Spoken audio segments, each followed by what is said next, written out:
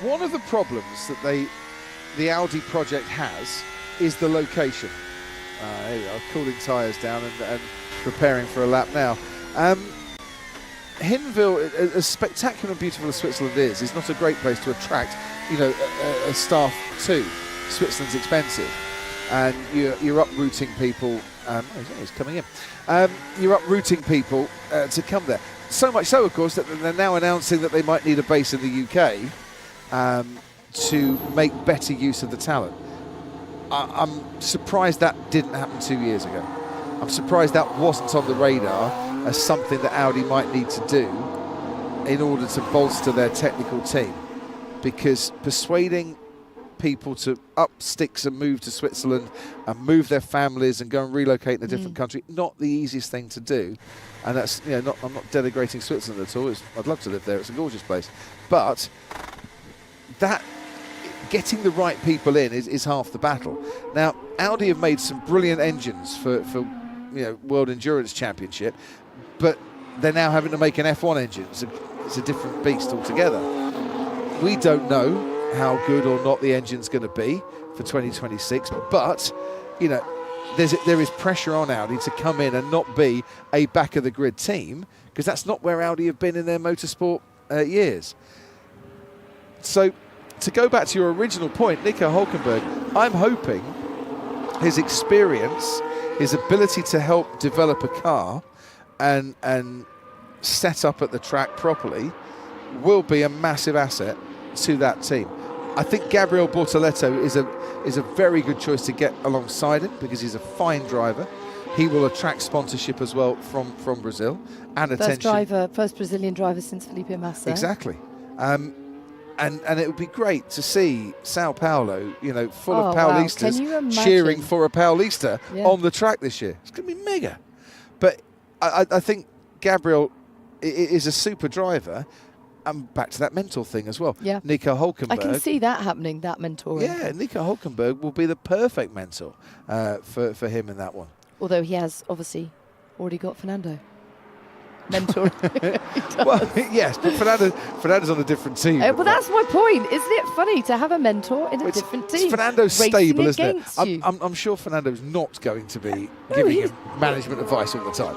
I don't know. I hear it's a very open channel of communication between the two of them. Is that right? That's why I'm so interested in it. So let's go back to your love of Brentford FC. Imagine that there were Brentford players nearing the ends of their professional career who had a young stable of up-and-coming, aspiring professional footballers they were giving advice to and managing, that were on the opposition. So it'd be like an Everton player tonight giving a bit of advice to one of the young Brentford players, and then that meaning that Brentford scored the winning goal. No, I was thinking more the other way round, to be fair, like a Brentford player giving a youngster at Everton advice, and they go and then score it. You wouldn't be overly happy with that. No, that's my point. Yeah, I don't think I'd be hugely happy either. I tell you what, carrying on with the football analogy, it's so interesting when you see players sign for different teams and just slip on the shirt and you think, whoa, that looks so wrong.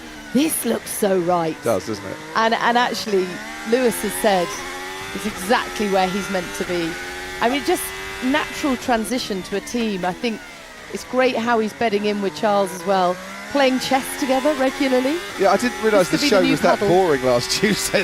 No, but it's not just last Tuesday. They've been playing a lot of chess together. It's all important. Let's just complete this lap, shall we, if we can, because we're on board with Lewis, and he's on a bit of a push lap here. 30.5 for the first sector, 39.9 for the second sector. It's not going to be the fastest lap of the day, but it's actually just quite nice to enjoy an onboard with Lewis Hamilton in the Ferrari. Love the crash helmet, stands out. Love the 44 on the top.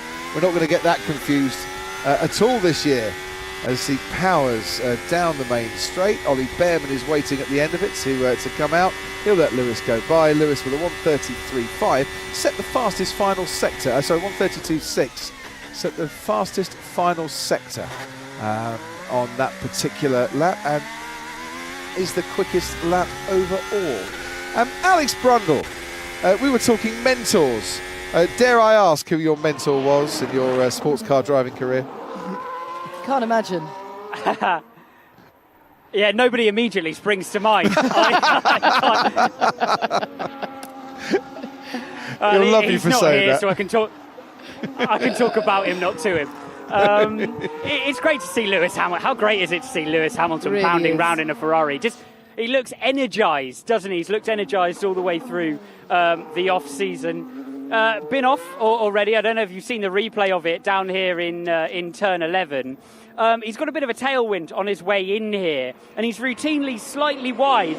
Again, slightly wide of this apex in turn 11. Looks nice and stable through the exit. Just a little bit of understeer, it looks like, in that Ferrari at the moment for Hamilton. That's what caught him out a few laps ago. Scampered over the outside curb and carried on. But just getting a bit of a feel for the car. Potentially a bit of wind behind it and a little bit wide for Hamilton could be a factor of the car moving forward. But they've done so little running before the season starts. This is the first time. I mean, a couple of 100 Ks round Fiorano is not going to give you a feel for it. It's narrow, it's bumpy, and you just don't get enough mileage. So it's going to be really interesting to see that Ferrari progress. An entirely new front suspension setup for Hamilton, and everything that goes with that will take all of his experience to get his head around this year.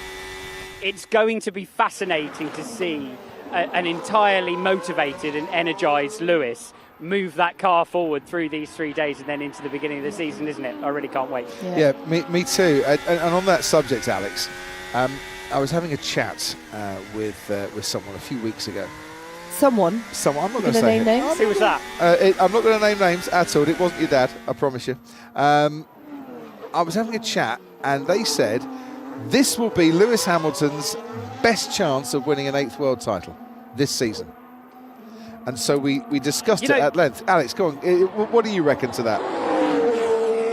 On paper, I'm talking broad brushstrokes here. When you look at the issues that he had in the Mercedes through the end of last year, and then you look at the tendencies of last year's Ferrari, in theory, it should suit him.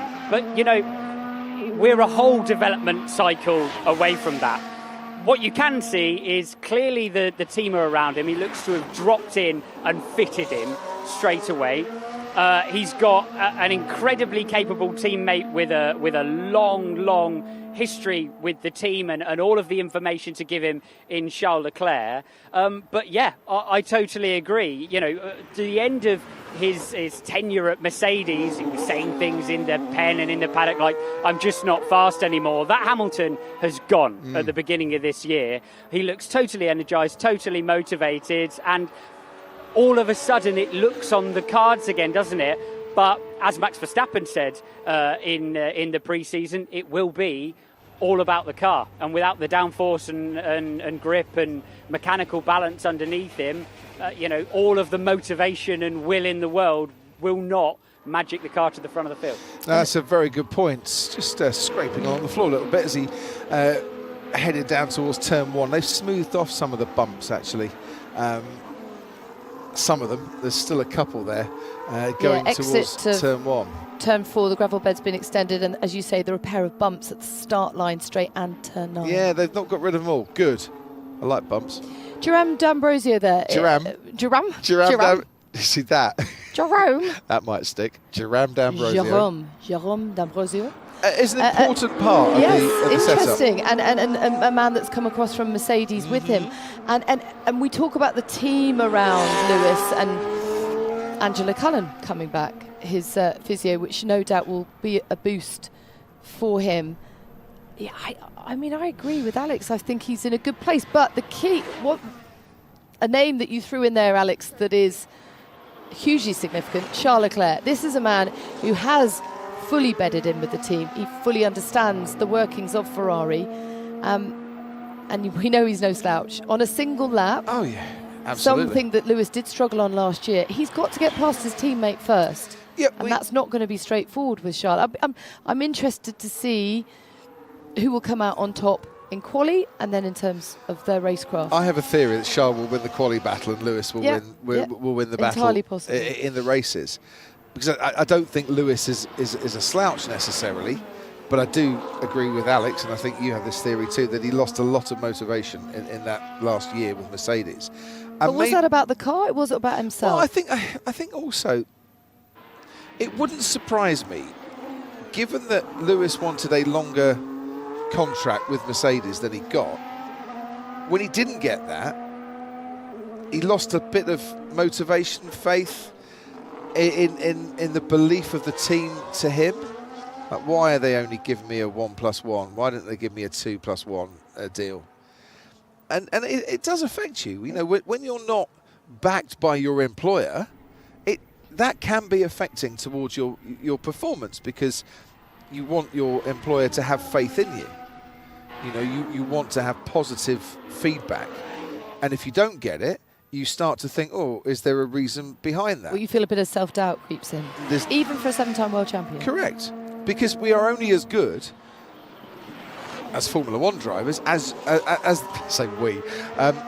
I don't mean it like that at all. You're only as good as your last race. You might have 7 world titles, but if your last race was an absolute stinker and you follow it up with another stinker, people are going to ask questions. You know, there is no substitute, and I'm sure there are lots of people out there in the world listening to this who run their own business or who are managers. There is no substitute for positivity to your staff. It really does make Starting here and now with you and me, Crofty. Well, you're great. And so are you. You rock, Natalie Pinkham. You always have. Stop it. Ever since I first met you all those years ago. Which was good with Festival of Speed, if I do remember. Ah. Yeah. I remember the day well. So, to go back to Lewis. So, it's understandable that he would lose a bit of motivation. And as the clock ticked down, it's all about the final race. How are you going to be? And that kind of takes over a little bit as well. And he's had a year to think about, well, I'm going to be at Ferrari next year. So your concentration, your focus, understandably goes towards your next employment, because you really want to shine. And that will also be the case for Ferrari, who will be thinking, right, what can we do to make Lewis's impact with us as best as we possibly can? Because at the end of the day, they're spending a lot of money on Lewis Hamilton, so that they do want to get it right. All of which goes into this is his best chance to win an 8th world title. Ferrari would love him to win a title. They'd love Charles as well, but they'd love it if Lewis Hamilton was a world champion. I mean, it's a fairy tale. Well, and it justifies the investment. Everything. Yeah. All the things that you have just pointed to there make it all the more remarkable and iconic that he won the British Grand Prix with Mercedes. Well, that's very true. Yeah, and I'm not quite amazing. And I'm not saying he didn't have outstanding days. He did have outstanding days, and when it mattered, in front of his home fans. Exactly, and that was an incredible weekend at Silverstone. It was everything you want a British Grand Prix to be, unpredictable throughout, basically. And Fred Vasseur, just tell me about him and his leadership skills. So to get the key thing, we've mentioned Jerome D'Ambrosio as kind of sporting director role, and Lewis will know him from his Mercedes days, obviously, and will have driven against him. Loic Serra on the technical side, really, really important, and I'm sure one of the reasons that Lewis would have been interested in Ferrari, because of he knows what Loic can do. Jock Clear, another guy that he's worked with a huge amount. And then there's Fred Vasseur. And Fred Vasseur is in a brilliant position as team principal, in that with Charles and Lewis, he knows them as young drivers. Yeah? Well, he was their team. He was Correct. Hamilton's team principal when he won the F3 Euro Series and GP2 titles in 2005, 2006, and was Charles' team principal the GP3 win in 2016. So yeah, you're right. They really know each other well. So he knows the real Lewis, the real Charles, not the people they've necessarily grown into at a racetrack. And Fred has a great way with people. And I'll speak from personal experience on this one. I used to think Fred was a little bit grumpy and not that approachable. Couldn't be more wrong. He is one of the most... grumpy, he's always laughing. Yeah, he is now, but there was a time, back in the day, he looked a bit fierce, a bit stern. I'll give him a wide berth a bit. No, and I think he has absolutely blossomed into that Ferrari team principal role. I think there is a huge amount of respect for him at the team from within. And I think the way he deals with people and the way he handles people is absolutely spot on. And both Charles and Lewis know that he won't be giving preferential treatment to the That's other. crucial, yeah. And so there's faith and there's trust in the team principal on that one. And that trust, you know, it goes with positivity. You've got to trust your employer, and you've got to have that faith that they want what's best for you because you want what's best for them. Mm-hmm. Well, last year Ferrari had 4 poles, 5 race wins, 22 podiums, and very nearly a constructors' title, just 14 points off McLaren. Yeah. So stable leadership, an improved car. Is this going to be their year? It's the big question, and we're all asking it, ladies and gentlemen. I don't know the answer, but I've just given you 5 minutes of my theory on it. And I'm not the only person that thinks this could be Lewis's best year. We'll talk more Ferrari, we'll talk more McLaren in a moment. But there's one person we haven't spoken to, and we've been on air in this commentary box for 1 hour, 23 minutes and 15 seconds. Bernadette there Collins. She is. Hello. Oh, Bernie, we've missed you. I've been waiting all this time, but hopefully. Well, we've been waiting for you. Can we just say, before you give us anything like that is brilliant, like tidbits from the pit lane and gossip and information, strategic insight. Since we last spoke to you, on your hand that holds the microphone, you are now sporting the biggest diamond on the planet. Congratulations to you and Ryan. We are so chuffed. Thank you very much, Crofty. Yes, very unexpected Christmas surprise, but here we are, another year of F1, and we'll be trying to fit arrangements in around that as we go forward. But excellent. Let's bring it back. Can you get married on a non-Grand Prix weekend? Is that all right? You're assuming you're going to be invited, Crofty. Listen, after what she did at my wedding, she's got to invite me. Bernie, my kids still talk about you frequently. Bernie, I also need to ask, now that you're kind of all grown up and, you know, engaged, is this why you're going by Bernadette Collins and not Bernie? I didn't make that decision, so someone else has maybe decided that for me, Natalie, because... Let's see. Anyway. I'm in trouble, Natalie. That's normally why I'm called Bernadette. Come on in, Bernard. What have you got for us? Bernard's definitely not on the list. So I wanted to bring it down here to the Mercedes garage. Kimi is just getting into the car there. We can see the number 12 on the front of the car, and we see Bono at the side as we discussed. A lot of work went on this car when it was in the garage earlier. But what I wanted to highlight to viewers at home is we've discussed a little bit all teams only running a single car. So the number 12's on the car, Kimi's on the car, but above the garage is George Russell's name.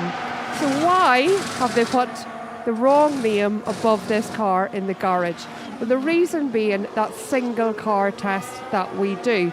So they've got 2 sides of the garage set up. One George's named, one Kimi. They'll switch drivers at lunchtime through the day. And what they'll do over the test is today they'll test this half of the garage, and at some other point they'll test the other half. And that's a systems check, not for the cars, but for the garage, the mechanics, the side benches, the engineers, to make sure that everything's working. So just notice some teams haven't even put a name above the garage, but some have, and then it'll look wrong for some drivers, but right later on this afternoon. And I'm interested, Crofty, how busy that makes their lunch breaks. What lunch breaks? Yeah, well, exactly. What are the pros and cons of flip-flopping it through the 3 days of testing versus... Oh, might want to check the floor. Oscar's car. That's Oscar out of turn 2. Oh, just lost the back ends as he got on the power there. That's the sort of thing that can easily damage a floor. Don't think of a floor as a flat surface, it's 3D underneath there, and you start going over those serrated curves. That's not what you need. And as a reminder, that is the only McLaren that will be used over these 3 days. So just explain to us then the pros and cons of flip-flopping versus giving one driver a full day.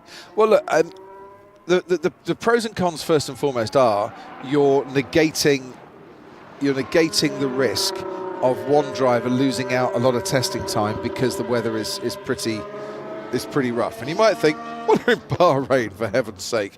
It's going to be hot and sunny every single day. Well, it's not hot today. It's 15 degrees air temperature, and the wind is picking up, as it can do later on in the day. And it's going to feel quite cold out there. And the weather forecast, and thank you very much to Stephen Tandy for this. Weather forecast for tomorrow's rain. Aston Martin. with their 3 sets of inters. Exactly, yeah. They've played a blinder. Yeah, rain from like 10 o'clock onwards.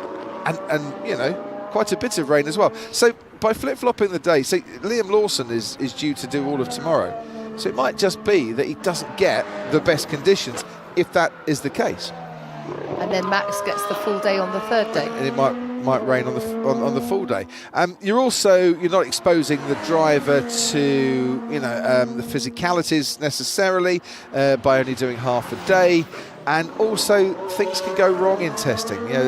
Reliability problems and issues can hit. So rather than having a driver do a full day and an hour into it, they I don't know, rear wing drops off or whatever, and they lose a huge amount of track time, or there's a crash and they lose a huge amount of track time, you're reducing that risk that it's going to completely wipe out their testing as well.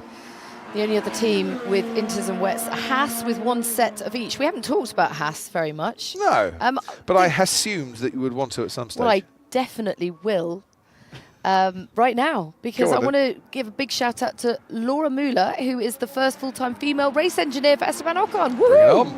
That is a big moment. Yeah, and look, there's no tokenism on that one. Laura's been in F1 for a long time and is absolutely the right person. Fully earned it. To move up onto that one. They've had a bit of a reshuffle behind the scenes. Pete Corolla, long-time team manager, has left. He's, I think I can say this.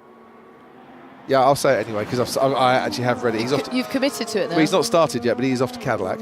And we are still waiting for the official Cadillac announcement. I think they've just had it. No, they'll be on the grid for next year, but... No, sorry, I mean the announcement that he's... Oh, yeah, no. Oh, I see what you mean. I've seen it. I actually have seen it reported elsewhere. Phew. Yeah, and if I haven't... Slight panic on your And if face I haven't, then. sorry, Pete. But I think he's absolutely the right man for Cadillac on that one. The Cadillac news is it will happen, and it should have been announced by now. It hasn't been announced yet. It's imminent on that one, and I know the structure behind the scenes, TWG Motorsports, isn't it, that are owning 66%, I think, and then Cadillac own a third of that operation, and TWG Motorsports operate an awful lot of other teams as well, including United Walkinshaw Andretti Racing in supercars, which Zach Brown obviously is a part of as well. But to get back to Haas, Gary Gannon has moved on, as we said earlier, and Laura's come in, and brilliant. For years we've been saying Formula One is one sport, and we are one, we race as one, and more people are getting opportunities now that they never had before in engineering roles in Formula One, and that is great to see. Absolutely. So how do you see Haas faring this year? 7th last year, 58 points. Esteban Ocon and Ollie Behrman, their driver lineup. Would have been 6th if it wasn't for the Sao Paulo Grand Prix, and Alpine basically making the most. It was like a Scooby-Doo episode. We'd have got away with it if it wasn't for those damn pesky kids. Extraordinary for Alpine. Yeah, what a weekend it was. I think Haas did a sensational job last year. It interests me that they've gone against Ferrari in terms of their front suspension for this year. So they haven't changed from the push rod from 2024.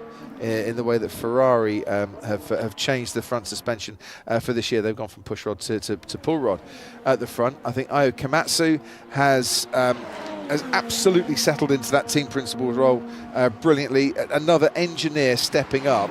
And look, at testing last year, Haas just ran race simulations. Forget about qualifying runs.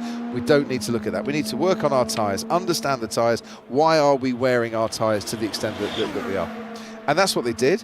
And the results, came as a result of what they did in testing. And it was very simple. Where have we struggled? Excuse me, 2 secs. And where have we struggled, and how do we put it right? And they found that way. Now they've got to make that step up. But they're very good at setup and getting the most out of the car. And this year, without the full upgrades and stuff, that will be a very key element of a race weekend. They have the association with Toyota as well in the background, so we'll see what bears fruit on that.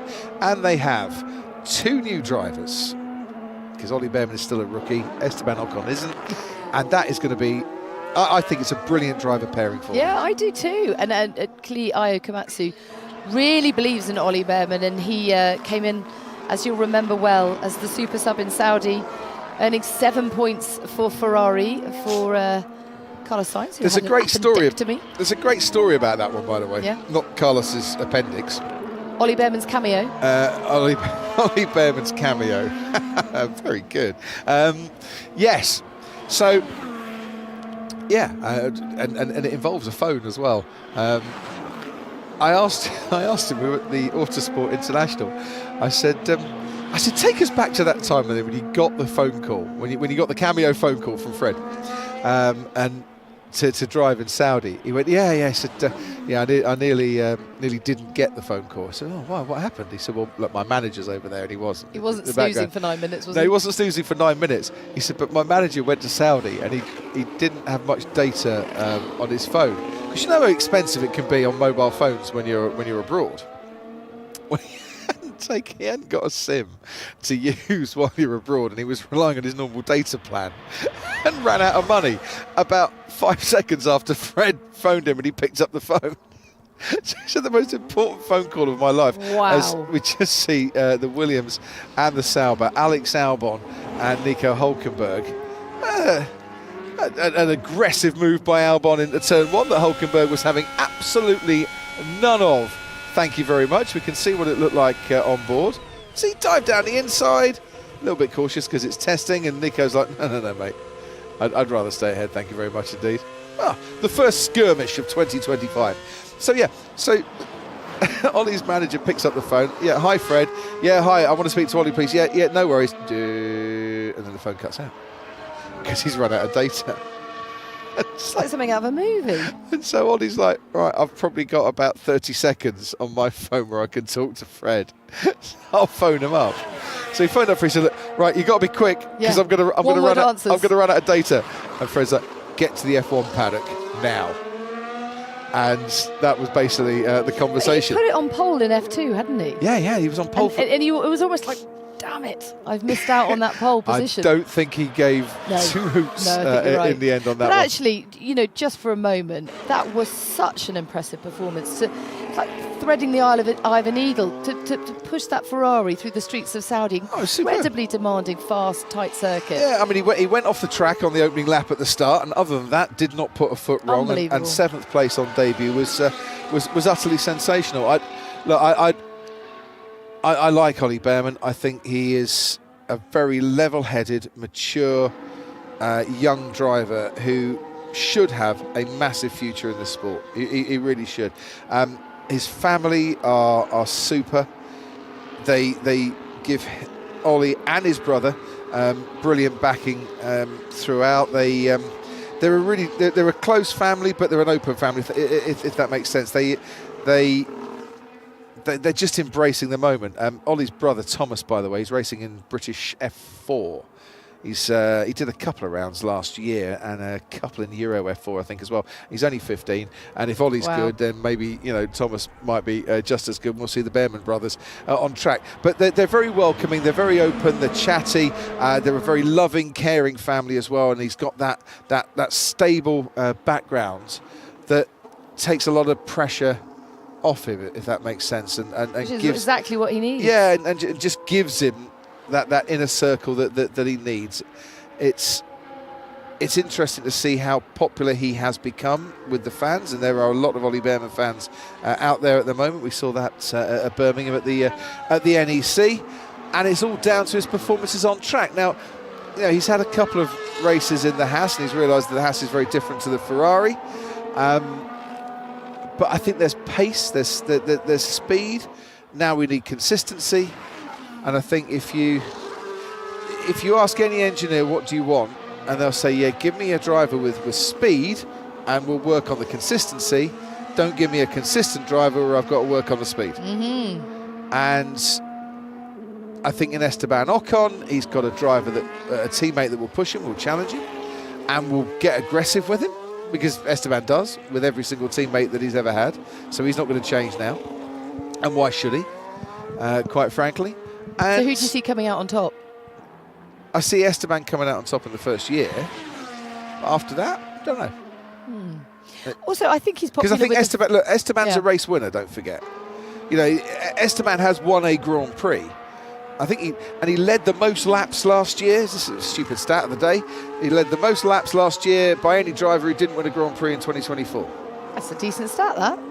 It's off the I also think one that I that remember for some stupid reason. Ollie is popular with the fans because of his authenticity. Yeah. And I'm sure with that right family network around him, he'll hang on to that, because that's really what matters to fans, isn't it? That your authentic self. Oh, absolutely. And he's genuine, he's authentic. And he's up for a chat at any time, which is always good.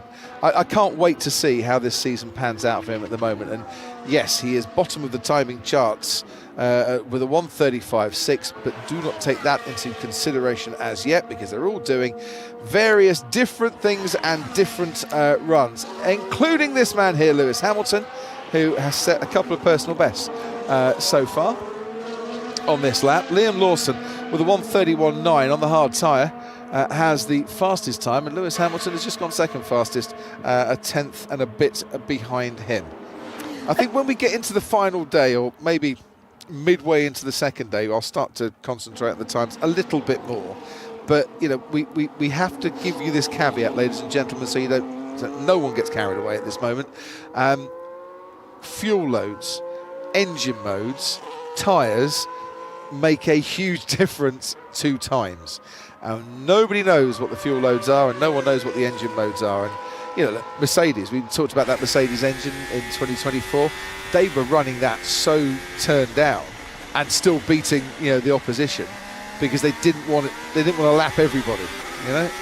Well, sandbagging is an interesting phenomenon, and See, that's a couple of times. So Lewis has gone off a couple of times here. At turn 11, and that was at turn 4. so wind affected. Possibly. Although, That is where they're vulnerable to the crosswind. I mean, I'm not watching the wind every second, but, and you're right, they are, but it was at 4.4 metres per second, and I've just looked at it now, it's 1.8 metres a second, dropped. which means, yeah, it dropped. It could be gusting, you see. So you catch it at the wrong time up there. And switching. You've got that gust, and you're turning at the hairpin. So I want to talk about The wind is sorry, Nat, No, I no. don't mean to interrupt you, but the wind is moving around a little bit. But where it's blowing, not sure. I'm not sure that was wind related, because you're turning into a headwind. But I mean, that takes us back to the original point of when it is windy, when you don't have these calm, consistent weather conditions, it does make it difficult to understand the car, whether there's a problem with the car or whether it is the elements around it. But I'm also interested in this idea of sandbagging, whether this is a luxury, is whether you're able to sandbag, or whether actually for someone like Lewis, these sessions are about just bedding in, understanding the car and the team around you. It's interestingly, Andrew has sent us I keep saying, because I'm old school and retro, a tweet. Has anyone ever asked an experienced F1 driver, as a percentage, how much are you pushing the car in testing versus in-season quali session? And do you know what, Andrew, that's a really good question, for which Ted Kravitz might just want to go along to the press conference later and ask that, because I don't know the answer. Karun Chandok will be with us tomorrow. He might know the answer to that one, but he's still a rookie, so he's pushing all the time. If you weren't with us, by the way, we've established many things so far today. One, there are 6 rookies this season, and I'm To not include Liam Lawson with his 11 race and starts. I'm not having it that you don't think Liam Lawson's a rookie. He is. And 2, Karun Chandok is a rookie because he's done the same amount of races as Liam Lawson, and that is still really tickling me, that one, for some stupid reason. Just explain to our viewers, though, the benefits of sandbagging and whether you can indeed tell whether they are. Well, yeah, okay. So I think we need to bring Bernie Collins in on this one, because she'd have been sandbagging chief in charge when it came to Chief testing. sandbagger. Chief sandbagger. How much are you pushing in-season testing versus a qualifying session, Bernie? I was wondering where that sandbagging joke was going to go there, Crofty. I was very worried. But anyway. Don't worry, we are being nice to you today. Don't worry about that. Right, okay. Well, anyway, let's move on. So the thing that we're trying to look for as engineers, an engineering answer to the testing question is, we're looking for consistent laps. So they're trying to test elements of ride height, car setup, tyre pressure, whatever test they're trying to do. And what they're trying to get is consistent lap after lap, the same level of pushing. So that means they're not pushing like that one-off qualifying lap. You're trying to do maybe 80% to try and get consistent. Can you get the same run time and time again in order to analyse how much performance comes from the part you're testing, the component you're testing, and to give you those consistent runs that you can compare against each other. Does that make sense? It does, Bernie, but I'm also interested to know how much of an eye you have on the opposition as opposed to just yourself, and how much you try to hide from your competitors. I think at this stage, particularly day one of the test, you're very focused on your own team, very focused on getting your results. Every team will have a slightly different idea about what fuel level they think is correct. Remember, in the race we start at like 100 kg, and in qualifying we finish at 0 kg, so there's a big range of fuel loads. If you're running around the 40, 50 mid-fuel, then you're sort of getting a read on both directions. You're getting a read on the race level and a read towards qualifying. If you run much higher, then you're ignoring qualifying performance. So that's the first thing. Teams will all have a different idea of how much fuel is the right level of fuel. And then you start to look at, the main thing that we look at actually from a pit wall side is what's the highest level of fuel that people have run, and compare that. So in the days of old, people did a full race simulation, so around here, 57 laps. If you got a 57 lap run, that was ideal for looking at analysing numbers, because you knew they started at 100 kg and worked it all the way down to 0. Very rarely they do that now because testing's so limited. So you're very focused on yourself, and different teams will have different philosophies. But the more that you can learn about yourself is more important going forward than trying to have over another team. And when you're trying to work out fuel loads for the opposition, do they still have people stationed around the track with acoustic devices that are listening to the sound of the opposition's cars and working out the fuel loads from that? There is still some acoustic work, not so much acoustic device. Some of it they can actually take from the TV, to be honest, Crofty. Okay. Some of that's more to work out gear ratios, engine revs, those sorts of things. I think on fuel load you are looking for that nice high fuel run. Right. And actually these conditions of Bahrain are probably better for some aspects, because in the past we've had real high peaks of temperature, then real dips at the end of the day. So when you're trying to do the analysis, you're trying to take out track temperature. Today, the temperature's going to be pretty consistent all day. Yeah. So there's not going to be so much of that influence, just a normal track improvement. What I do love as well, Bernie, is that by the time we come back to Bahrain for the race, it is going to be significantly warmer. So a lot of what's going on today is not going to be totally relevant for the race weekend, which brings in a few more unknowns and unpredictabilities, which is what we want race after race after race. Yeah, and I think the conditions today should promote the softer tyres. In Bahrain, we run the 3 hardest tyres because of those high track temperatures. People with softer tyres this weekend, or these few days, with the lower track temperatures, that will make those softer tyres, I think, perform a little bit better than they would if they were run at a race weekend. And am I right in thinking that the higher deg, the tyre deg is particularly high here because it's such a rough surface? Would that still be the case? That is 100% still the case, Natalie. It is a very rough surface, and that does lead to the tyre degradation. But normally that goes hand in hand with high track temperature, and we're not going to have that this weekend. So the drivers should be fit to push a little bit more on the softer tyres. One more question, because I've missed this over the winter. We've missed you, Bernie. We've missed you. You missed me. I've missed you. I've missed Bernie Collins' tyre chat, and we haven't done this for quite a while. So can I? Second stupid question of the day. Why have Aston Martin and, was it Haas? Brought some intermediate tyres for Bahrain? Well, yeah, that was a very interesting one. I did hear you and Natalie discussing that earlier. The only thing that springs to mind immediately is we do checks with these tyres. So you mentioned the pit limiter. That's one, but I think they can fairly reliably know what changes that will make. But these tyres sit very, very close to the edge of the floor. Very close. So potentially in the garage they'll check that tyre isn't rubbing, or either, you know, left to right or forward and backwards on the edge of the floor that's there. But I don't know why 3. You'd bring 1 to do that check, but maybe not 3. But basically you don't want to start the year with a floor that's very, very tight to the tyre and then have to change it whenever you fit an end, or damage it potentially when you fit an inter-wet. They select, sorry, just Aston's coming in now. They select these tyres a long time ahead of coming to this track. So they won't have done it based on forecast, I don't think. They'll just have done it just in case.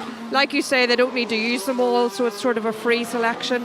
I don't know if you can see in vision now the Aston just coming into the garage. You can. But on that Aston, you'd see on the engine cover at both sides the vents that they use for cooling the engine. Now on those vents, we talked about it being much cooler than expected here today, there's that big black panel. I don't think that's what the Aston's going to look like when it runs in these sorts of temperatures, but what I suspect has happened is they've been expecting much higher temperatures, not expected to use that panel. They have a black unpainted one out the back, let's fit that in. Thanks, Bernie. Rubbing is racing, Bernie. they used to say, but not a tyre against the floor. You don't need that, do you?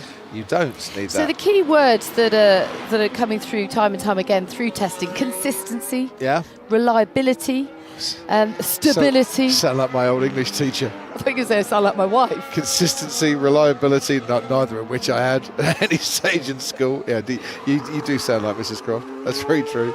But the word also I'm hearing a lot from Aston Martin is a need for a more benign, stable car. Tell us why that's so important. And you know, when you consider 2023, brilliant start to their year, 6 podiums and 8 races. Yeah. Last year, increasingly struggled for them. Yes, just they a went third backwards. of the points that they had from the year Yeah, before. they went backwards, and there were many reasons for that. And they were chasing high performance downforce because that's what they were instructed to do, and that wasn't the right way to go about it at all. I think what Aston Martin are saying is we want a benign car, we want a balanced car, we want a car that just gives the drivers confidence, because neither Lance nor Fernando had any confidence in that car by the end of the season, as you often heard on the team radio. So a compliant car. A compliant car, and a car we understand, we know, you know what it's doing. Mercedes, you know, a lot last year were saying, when we get this car into the right window, it's brilliant. Yeah. It wins races. But then next week, we can't find it anywhere near the window, and we're struggling. And every team wants something that they understand, where they've got a baseline set up that they can then work on to increase performance, not try and fix issues. Because all the while you're fixing issues in Formula One, you ain't increasing performance. You know, ask Williams on this one. All the time you're fixing the crash damage, you're not putting the performance on, because you're spending all your money on repairing the damage. It's a very distraction at the very least. It's a distraction, and it's costly, and it's you know, it is the same for every single team. But yeah, no, Aston lost their way, and I feel very sorry for some of the people within that team, because there were instructions coming that was not the right way to go, but they were coming from on high, you know, and it was proven in the upgrades that were taken to the track that didn't work. Everything was being rushed through, and that wasn't the right way to do it. Well, Andy Cowell, the new team principal, is saying that it's almost 100% new aerodynamically. Yeah.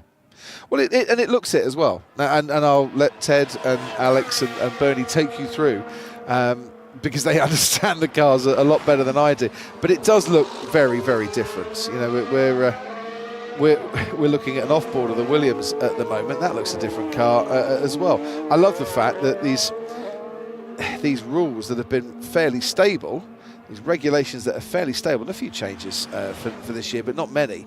And we're still seeing differences in the cars. We're still seeing, you know, designers having their way, and you know, and new, being innovative. yeah, new innovations coming to the track. That's what Formula One should always be about. Absolutely. Well, the primary focus for Mercedes, Toto said, in this exciting new era that he talks about, post-Lewis, I presume he means, is about dialing out the W15's slight reluctance to turn in slow corners, plus imbalance in tyre temperatures that could make the car inconsistent. That inconsistency that you talk about, Crofty. Keen to iron those out. James Allison has said that he is He's pleased with the progress over the winter. Yeah, Ted Kravitz says it looks like the Red Bull, as you heard earlier. So that's maybe how they've got rid of some of those inconsistencies. It's interesting though, isn't it, when we think about the winter being a calm time to put your feet up. It's a very busy one for all the teams. Yeah, I had this chat once with Andrea Stella about the winter break. I said, why do we need a winter break? He said, oh, it's desperately needed. You need a week off. I said, well, it's a bit unfair, isn't it?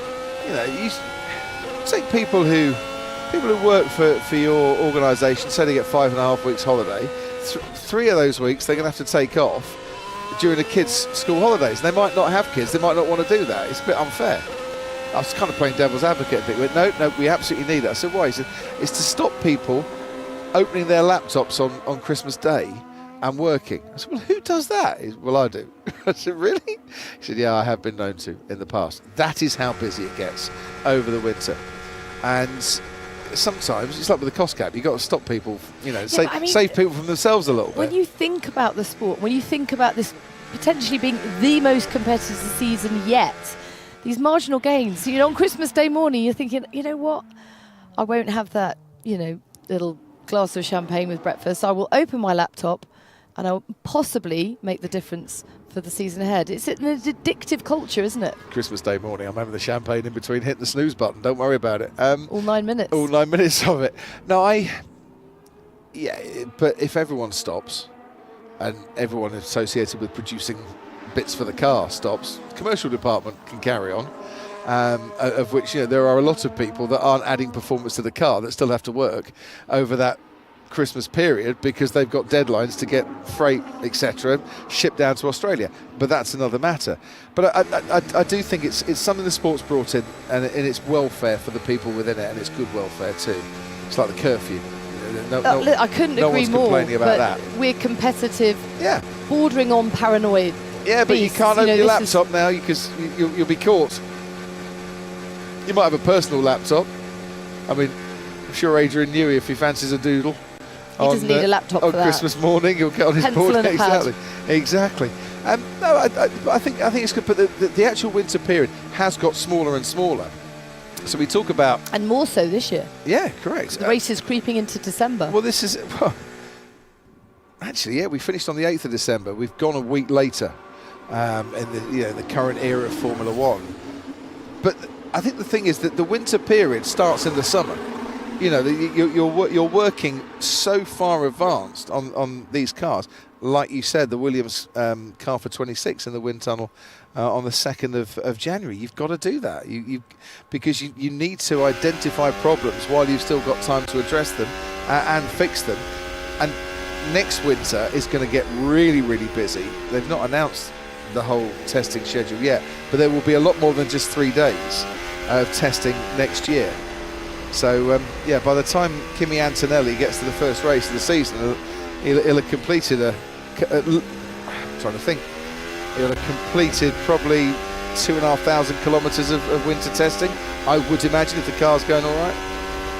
So how good is he? I mean, Toto Wolff is now saying, give him the space. But actually, it's been Toto and the team that... Give him the space, now we've built him up. Yeah. There's been a lot of hype. There's been a lot of hype, and from what we hear, it's well-deserved. But high expectations on a teenager. He is good enough, in Mercedes' eyes, to replace the 7-time world champion Lewis Hamilton at a team that is still eyeing up fights for victories and podiums throughout the season. And that's the basic facts on this one. How good is he as a driver? He has shown a lot of promise, I think, in his junior career. He comes from a motorsport family. His dad's a racer as well. Mercedes have identified him as a very special talent from very early on. Let's see how he cuts it in F1. And I don't want to put too much pressure on him because I think I'm going to absolutely undo everything I've just said now. Because I think he could be really special. I really do.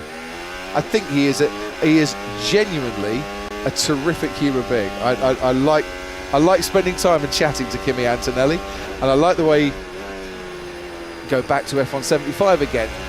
He walked around the media room to say hi to everyone, to go and introduce himself to all the journalists, and that was magnificent. I saw him came up, shook I'm not sure hands. many 18-year-olds could look you in the eye, shake you by the hand, and He's got hold confidence. his own. He really does, but not in a cocky way at He all. gave me a hug because we hadn't seen each other for a couple of weeks. You know, I saw him at the Autosport Awards. I'm like, I said to you, he's passed your driving test. Congratulations. Oh, man, the pressure was on me for that. Apparently it was all based around the parallel and reverse parking, and I hear you, Kimmy. That was the big.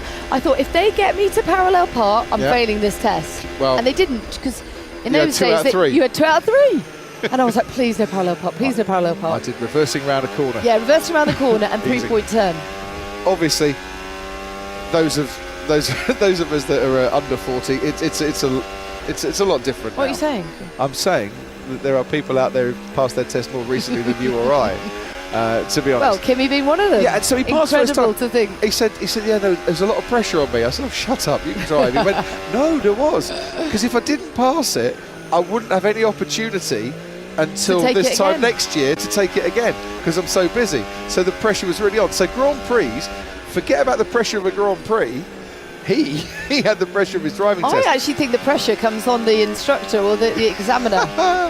Yeah. Do you think he turned around to him and said, who do you think you are? Lewis Hamilton? No, just the blokes replacing him, mate. Exactly. So, Kimi Antonelli passed his first time. Which other rookie didn't pass first time? Had to take a second test that I established the other week. Was it Max? No, rookie. Max is not a rookie. rookie. Yeah. Everyone's a rookie now. Which rookie didn't pass first time? Ollie? Yeah. Ah. Second time. Although he has been driving for a few years. So you passed first time? I did pass first time. There You go. passed first time? Yeah, I did. Excellent. Well done. Well done, us. We are better drivers than Ollie Behrman. We are better drivers than Ollie Behrman, who failed his driving test On what grounds? because he said I was a bit cocky as a youngster. I went, really?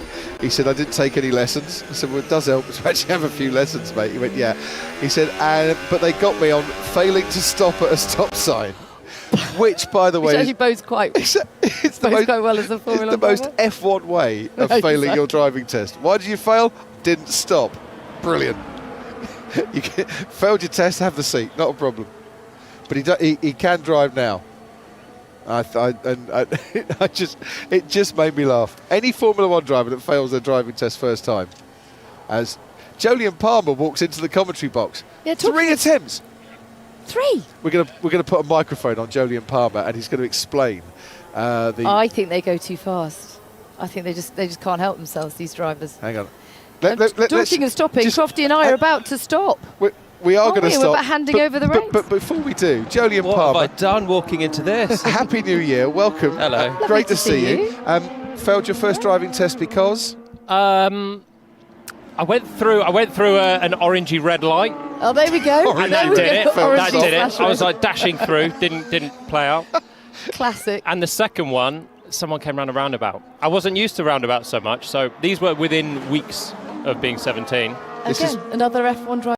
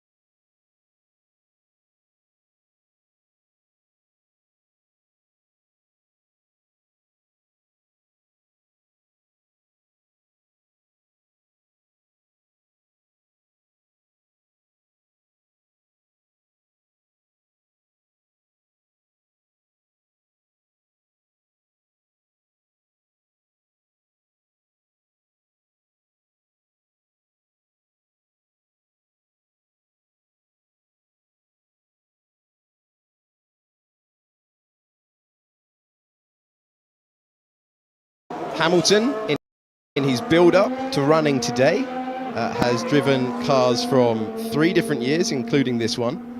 He's had some private testing, he's had some filming days, and he's already spoken, Jolien, of his admiration at how quickly Fernando Alonso and Sebastian Vettel were able to win with Ferrari, which I think might speak to the step change going from one team and an amazing era with that team to a completely new setup as we ride on board with Jack Doohan going wide at turn 11.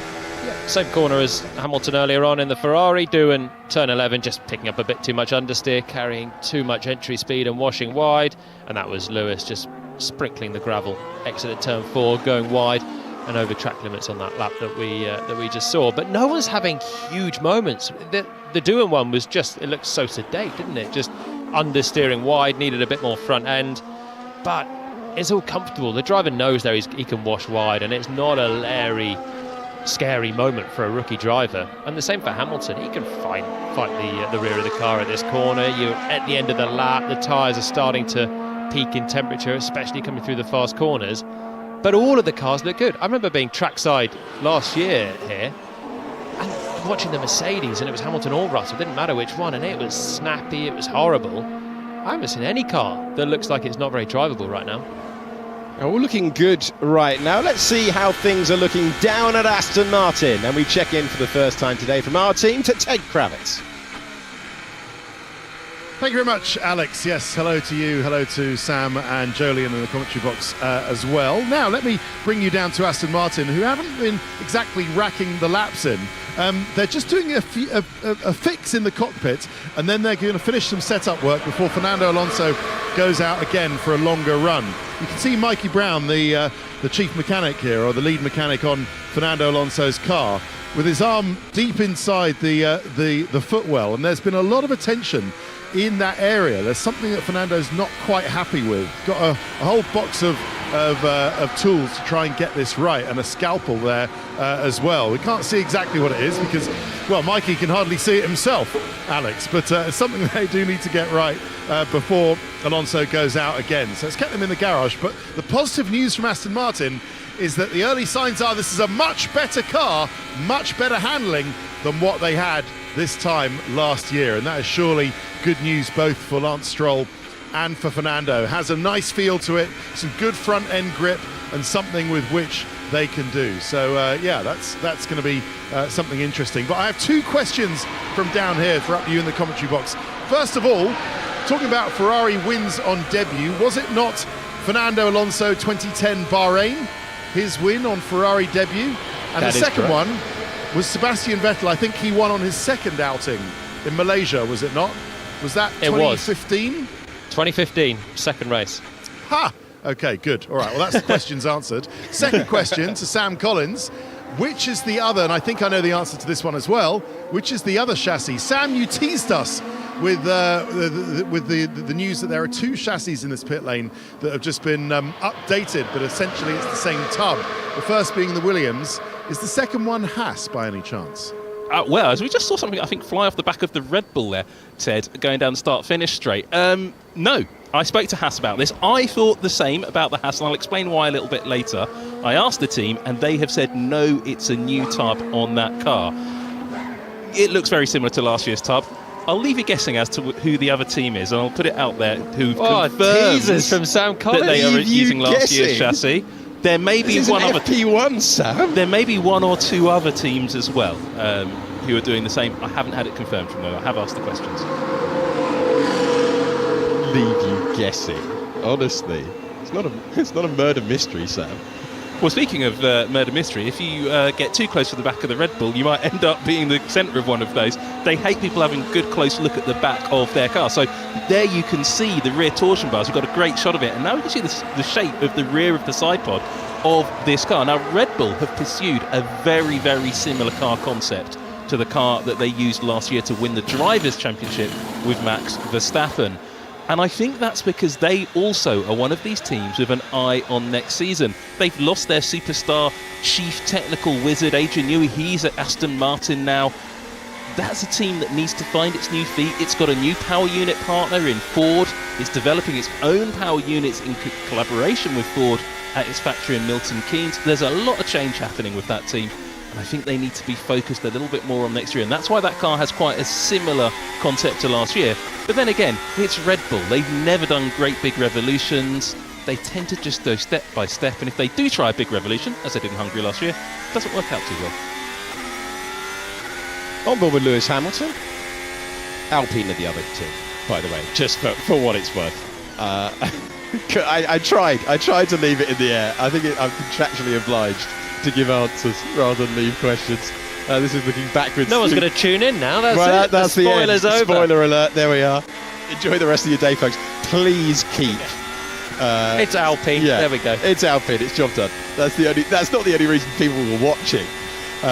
We are heading into the final real corner of the racetrack, which is turn 14. Sam Collins, Jolyon Palmer, I'm Alex Jakes, and we are heading down the main straight with the new Ferrari driver trying to be just the second driver in Formula One history to win the title with McLaren and Ferrari by the time he is done with the Scuderia. That's his aim. Albon out front. 31.5, our usual thrilling proviso that the testing times don't mean a lot. It's the language of the cars around the track, what we can see trackside, what we can observe, the fuel corrected times. Another moment for Hamilton at turn 4, which is proving pretty tricky. Once again, he's disturbed the gravel on the exit of that corner. So on Ferrari debut watch, as Ted said, Fernando Alonso on debut, 2010. Sebastian Vettel was leading the race, had a mechanical in the Red Bull. Alonso was there to sweep in and take a euphoric victory. Sebastian Vettel then took his win, second race in Malaysia. But also remember Kimi Räikkönen, first race for Ferrari in 2007. In Australia. As well, he wasn't a champion at the time, but he would become one at the end of the year. And then Michael Schumacher, of course, switched to Ferrari on the back of 2 World Championships in 94 and 95. And it took him 7 races to get a win. Was that Spain? And that was Spain 96. And that Ferrari was horrendous. And he got a win in 7 races. And then he put in one of the great... We were talking about Max Verstappen's incredible performance in Brazil last year. And the one that sprung to mind to compare it to was Schumacher in the rain in 1996 in Spain. He was at one point 3 seconds a lap faster than anyone else on the racetrack. Amazing drive. The John Barnard designed Ferrari F310. I think the rain had a lot to do with the victory. So a couple of the victories of that car, but Belgium as well, I think, was quite wet for that car. After Ferrari made massive changes to the car, and it didn't really work. It's champions drive, though. That's why you pay a champion the big bucks to jump in the cockpit to try and get those victories when the occasion arises, and it did for Schumacher that day. Also, got to point out, in charge of the Ferrari strategy on Sebastian Vettel's debut win, Ruth Buscombe-Davy. If I don't mention that, I imagine I'm going to be getting a block caps text at some point in the next few minutes. So she was at the filling in for the usual head honcho, and it left her at one point with a 100% win record for being Chief Justice. So there you go. Which she really enjoys telling that story, and I think if I've been responsible for a win on debut in the role, I would do the same as well. Ruth will be joining us on Friday for testing coverage, and yeah, Friday. I had to rewind that in my head because it all feels wrong, because it feels like we're on Friday now with day 1 of running, and we check in with Kimi Antonelli, one of the greatest hyped rookies coming into a championship, not troubling the apex at turn number 1. This wonderful gyro camera that we have on board, with a driver that Mercedes have launched up through the ladder at incredible speed. One of the reasons that Lewis Hamilton ended up going to Ferrari was the 1+1 year deal that they gave to him. That gave him an option to leave.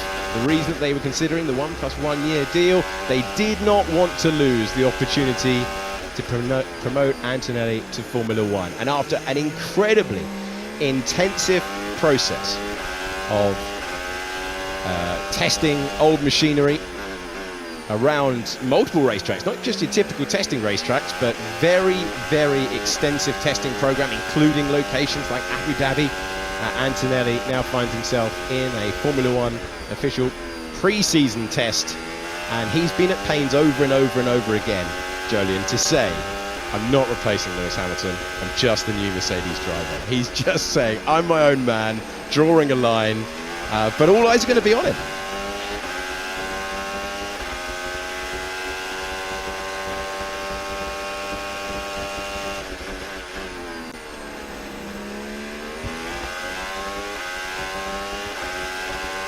He's actually doing both, isn't he? There we go. Let's try that microphone instead. First day back, isn't it?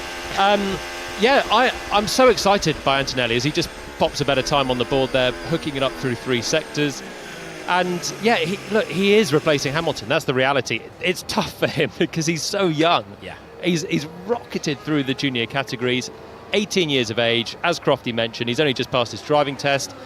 And you know, I felt pressure on my driving test, let alone then rocking into Formula 1. He was doing a driving test as a Mercedes Formula 1 driver. Madness. Yeah, I mean, the pressure on this guy's shoulders, I think, is immense. We know what happened in FP1 last year in Monza. He had a crash very early, but we also know that he was very quick when he did that. And I think, aside from Hamilton and Ferrari, Antonelli and Mercedes, to me, is the other huge story of this test, really. Can he look accomplished? Can he find sort of Formula 1 form really quickly on? Because, you know, FP1s they're a different beast. You've got the regular drivers getting into their routine. They're not trying to do qualifying laps. Antonelli was in Monza and it caught him out. He had another go in Mexico and was much more assured. But also on the other side of the garage there, George Russell looked so good last year and he's stepping up as team leader. So there's that the sort of competition between Antonelli and Russell. And 18, super quick rookie. I don't think Russell can afford to give him much of a help or an inch, really. We'll get into it later on. Another rookie in the field is Gabriel Bortoleto. We'll see him this afternoon. And Ted Kravitz has wandered down to his team. That's Sauber. Thank you, Alex. Yes, I hope Gabriel Bortoleto has a bit of a better run than Nico Hülkenberg has had this morning, because if body language is anything to tell by, and I've followed Nico Hülkenberg for pretty much all of his F1 career, he hasn't had the most happy session. He's just got out of the car. Looks like they're breaking for, well, what would be a very early lunch, which is an hour and a half before the lunch break here in Bahrain, but at least for enough time for Hülkenberg to get out and to be debriefing with his engineer. But I've got to say that looking optimistically, it seems to be that Sauber are steady at the moment. I haven't been following the lap times too carefully, but that's sort of a way of surviving and staying sane in Formula One. Don't really follow the testing, at least don't follow the lap times. But yeah, just getting out of the car, just seeing what the mechanics are doing. There was some attention to the right hand side of the floor, the front section of the floor, which some engineers and mechanics have been taking a look at, and Hülkenberg talking to Mattia Binotto at the back of the car and giving his debrief, which there weren't many smiles, Alex. Let's just put it that way. There weren't many smiles. Bit of a rubbing of the head, scratching of the chin. Well, I think we can improve here and there. There have been some upgrades on the personnel front. Let's remember that. I can see the back of Gianpaolo Dall'Ora's head, a man I used to see in the Sauber BMW days. Those of us with a long memory can remember him there, and other teams as well. So he's back on the Sauber pit wall, as is Iñaki Rueda, who I think was maybe the man who Ruth Buscombe-Davy was actually filling in for. You're absolutely right. He was a Ferrari strategist, was it? Gosh, there's a first for everything, Alex. Yes, he was a Ferrari strategist, Iñaki Rueda. Left the famous Italian team, but he's now at Sauber as well. So as far as the car, I don't know, maybe Sam, you can pick up on this. The Sauber seems an improvement, not a huge one. There's a different front wing on there. The nose looks about the same. They've gone for the overbite side pod entry. Team radio? Stronger tailwind in 13. Yeah, the wind has seemed pretty steady. If anything, the temperature has dropped as we've got towards midday here, Bahrain time. It's a bit cooler than it has been for a while. But yeah, it seems solid, the Sauber. Obviously, they've got a lot of improvement to find. This is the last garage in the pit lane, which tells its own story. Just the 2 points from last year. I think it was 2 they ended up with, wasn't it? Courtesy of a think it was a 9th for Zhou Guanyu. Anyway, so yeah, they've got a lot to find, and I think they are on the way, but it's been a steady start to testing so far. Sam, what's your impression of the Sauber so far? Yeah, thanks, Ted. I mean, it's pretty similar to yours. The Sauber is, well, you have to look at Sauber in context, because this is the last year of Sauber in Formula One. A little bit sad for a team that first turned up in the early 90s with Mercedes backing, then had the backing of BMW, was owned by BMW for quite a few seasons, became very, very competitive. Then has since then sort of wandered around with Ferrari power units, struggled a little bit, never really been back towards the front. But next year they become the Audi Formula One team, and that's really the focus for that team right now. So when I look at that car, and this is one of the teams that haven't actually got, they haven't come back to me, but that car looks incredibly similar to the concept from last year. I think for this season for Sauber, it's all about building up to next year, becoming Audi. That's what Mattia Binotto is going to be focused on. They're going to lose that Ferrari power unit. They're doing their own transmission. The reason for that is to make sure they can build their own gearboxes when they have that Audi power unit in the car next year. And being last in the Constructors' Championship at the end of last year, not the worst thing. Certainly, and you certainly wouldn't be too upset about being last in the Constructors' Championship middle of next year. Yes, it means you're going to lose out on some prize money, but I think Audi can afford it.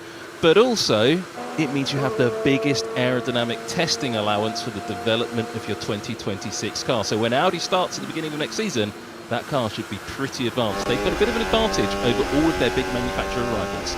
They've just got potentially a really painful year if they're not working on the car for this year, because it was 4 points they got last year, but it was all from Zhou in one race in Qatar, the penultimate round. And apart from that, they barely threatened the points. And if they're still looking towards 26, it makes complete sense there. Hülkenberg and Bortoleto at the wheel, complete driver change for them. But for those guys, they're in this for the long term. They're in this for the Audi deal for next year, for the manufacturer presence, for the budget that's going to come with it. And they've just got to get through this year and try and get the systems. There's so many other things on the track side. Remember how bad the pit stops were for that team last year? There's no excuse for that sort of thing when you're going to be a manufacturer team coming in. Audi, they can work on the car, as you said, Sam, with more wind tunnel time, with the bonuses that come from being the worst team at the moment. But they've got to get the basics right for when Audi come in next year, and that's kind of, I think, a lot of the job, and partly why Hülkenberg's there as well, just to steady the ship with a load of experience. Yeah, intriguing decision for them to go for Gabriel Bortoleto. They signed that deal before he had claimed a back-to-back junior title, Formula 3 and Formula 2 champion. Those who have done that in the past include Oscar Piastri, Charles Leclerc and George Russell, going back-to-back in 3 and 2. On the face of it, that's a coup for Sauber to be getting a driver that has done the back-to-back titles. That's the hallmark of a potential legend in Formula One when you look through the history of who's done it, and that driver's gone to Sauber. So on paper, it's a great lineup for them. Bottas and Zhou turns to Bortoleto and Hülkenberg, and I feel like it's without casting too much shade on the last year's drivers, I feel like they should be invigorated by having an F2 champion in there alongside Nico Hülkenberg, who we can all see is super quick, and he's been getting the great results with Haas the last couple of years. I think it's a great situation, and this is really a question for you, Jolien. I think it's a great situation for a rookie driver. Lots of attention's going to be paid to Antonelli. He's in the Mercedes. That's a top team. He's up against George Russell, a top driver. He's got a lot to prove. He's got a lot of pressure. But you look down to Bortoleto in the Sauber. Nobody really expects too much from Sauber because they're becoming Audi. If the car's slow, nobody really minds. It's going to be fine. No. And the pressure isn't on him. It's only about beating your teammate, surely. No, well, it is, but when your teammate's Nico Hülkenberg, that's easier said than done. Yeah. So I think this is one of the big fallacies in Formula One, that it's easier to come in as a rookie at the back. I don't think it's necessarily true. When you look at the rookie performances of, let's say, Oscar Piastri compared to Lando Norris, Piastri is generally behind Norris, in fact, pretty comfortably in the qualifying head-to-heads, as an example, over the last couple of years. But because the McLarens have been at the front, if Norris is on pole, Piastri could be third.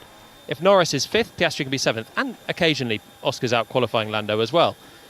But, you're always in the top 10. You're always making it to Q3, and it seems great. Whereas if you're in a slow car, you could just be plonked at the bottom of the field.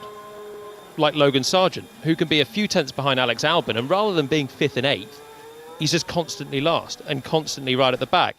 And it was a little bit like Zhou had last year as well. Wasn't a rookie, but the comparisons just get kind of brutal when the car's not good, because you are the slowest driver in the field. And if the Sauber car's not good and Bortoleto is just consistently a little bit behind Hülkenberg, then he'll become the sort of tail ender of the field, which is also not a nice place to be. And you're more notable there than if you're somewhere in the midfield, just being a couple of tenths away and still able to scrabble through for points and the whatnot. So I think he needs to hope that Sauber can be a midfield car, take the pressure of being able to fight for points, but you don't want to be trying to fight to not be tail end Charlie.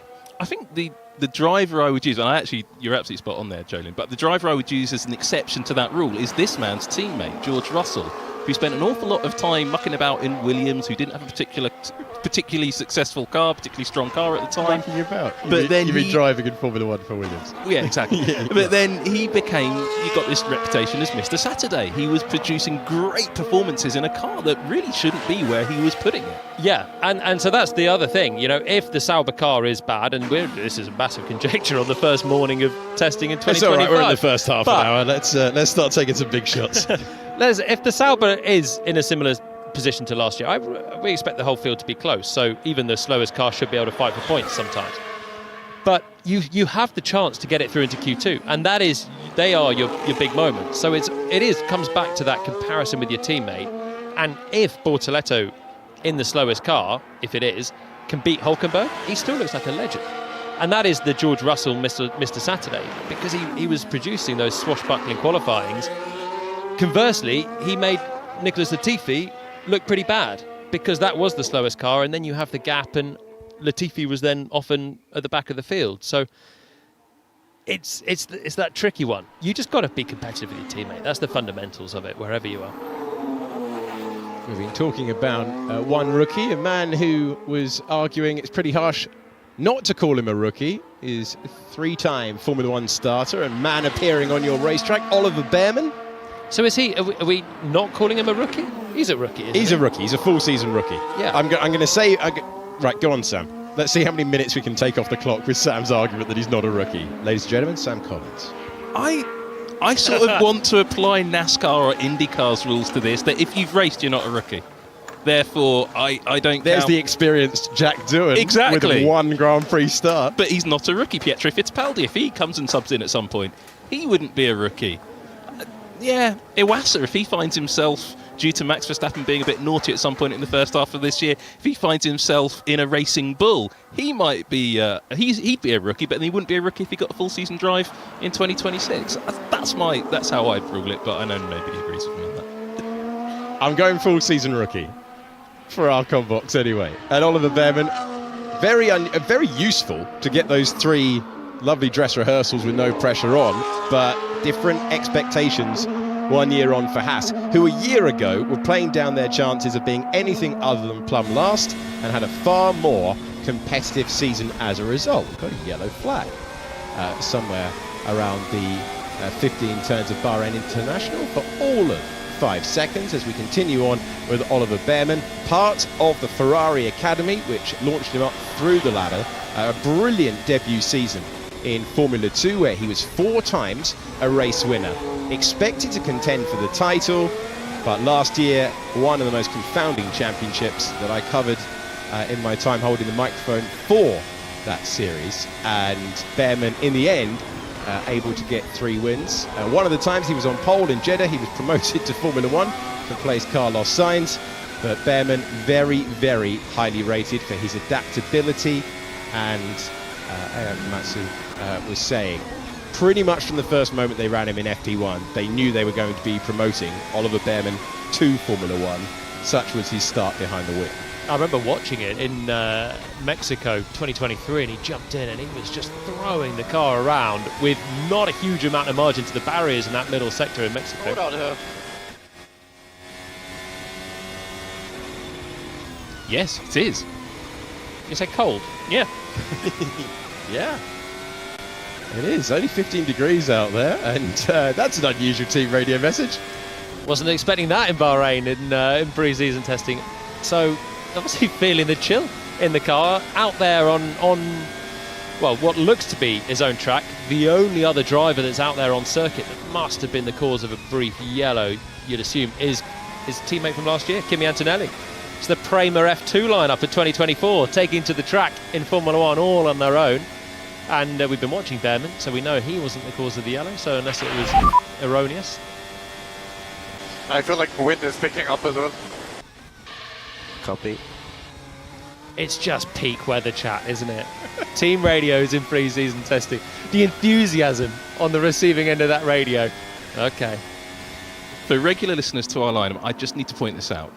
I haven't brought up the weather or track limits today at all, but Jolyon Palmer has twice. But I wanted to talk a little bit about the Haas when we get another look at it, because for me, that car is really, really interesting. But Alex, I think we'll come back to that in a while. We will indeed, and looking forward to hearing your thoughts on it. Let's go down the pit lane from Red Bull Racing to the Racing Bulls. Ted Kravitz standing by.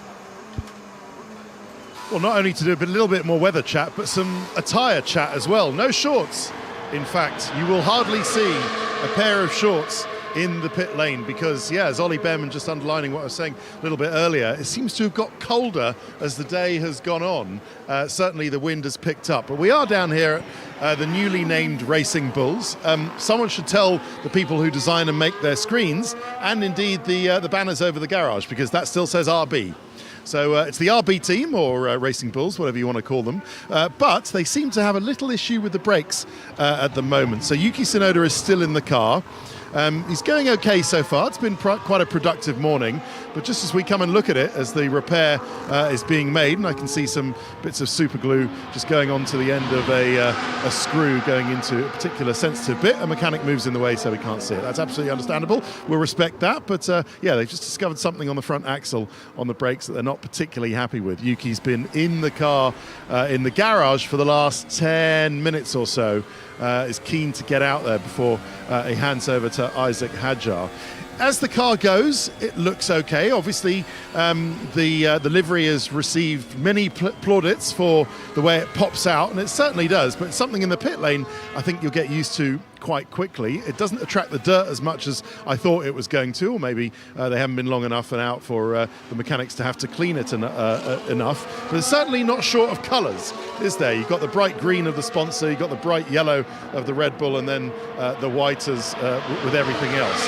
The front wing looks more or less the same as last year. Not too many differences on the RB that I can see. And the chassis, nice few bits around the side pod, some nicely aggressive undercuts towards the back, and a lovely bit of shrunken airbox cover around the back of the car. And unusually, some of those sort of cannon shapes to allow some of the cooling out to the top of the diffuser that really have sort of fallen out of fashion amongst some of the other teams up and down the pit lane. But RB, or Racing Bulls, have got those sort of cannon-shaped things that I think you can see towards the back of the car. But yeah, Yuki Tsunoda still in there at the moment as this rather slightly annoying issue on the front brake drums is rectified down here at RB. I will hand the mic in the pit lane to Alex Brundle, and then I'll speak to you a bit later, guys.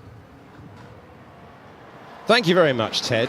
So chilly at Bahrain International that Ted has gone for a jean setup today. And I was actually going to ask if you abandoned the shorts, Ted. I mean, extraordinary scenes out there. Arctic conditions in that pit lane. Pretty chilly pit lane at the best of times. But yeah, must be freezing for Ted to abandon the shorts. But every year I think we talk about how unseasonably cool it is in Bahrain. Every year it's always windy, it's always jackets, particularly when we're going to have the lights on later on and the sun's going to be down.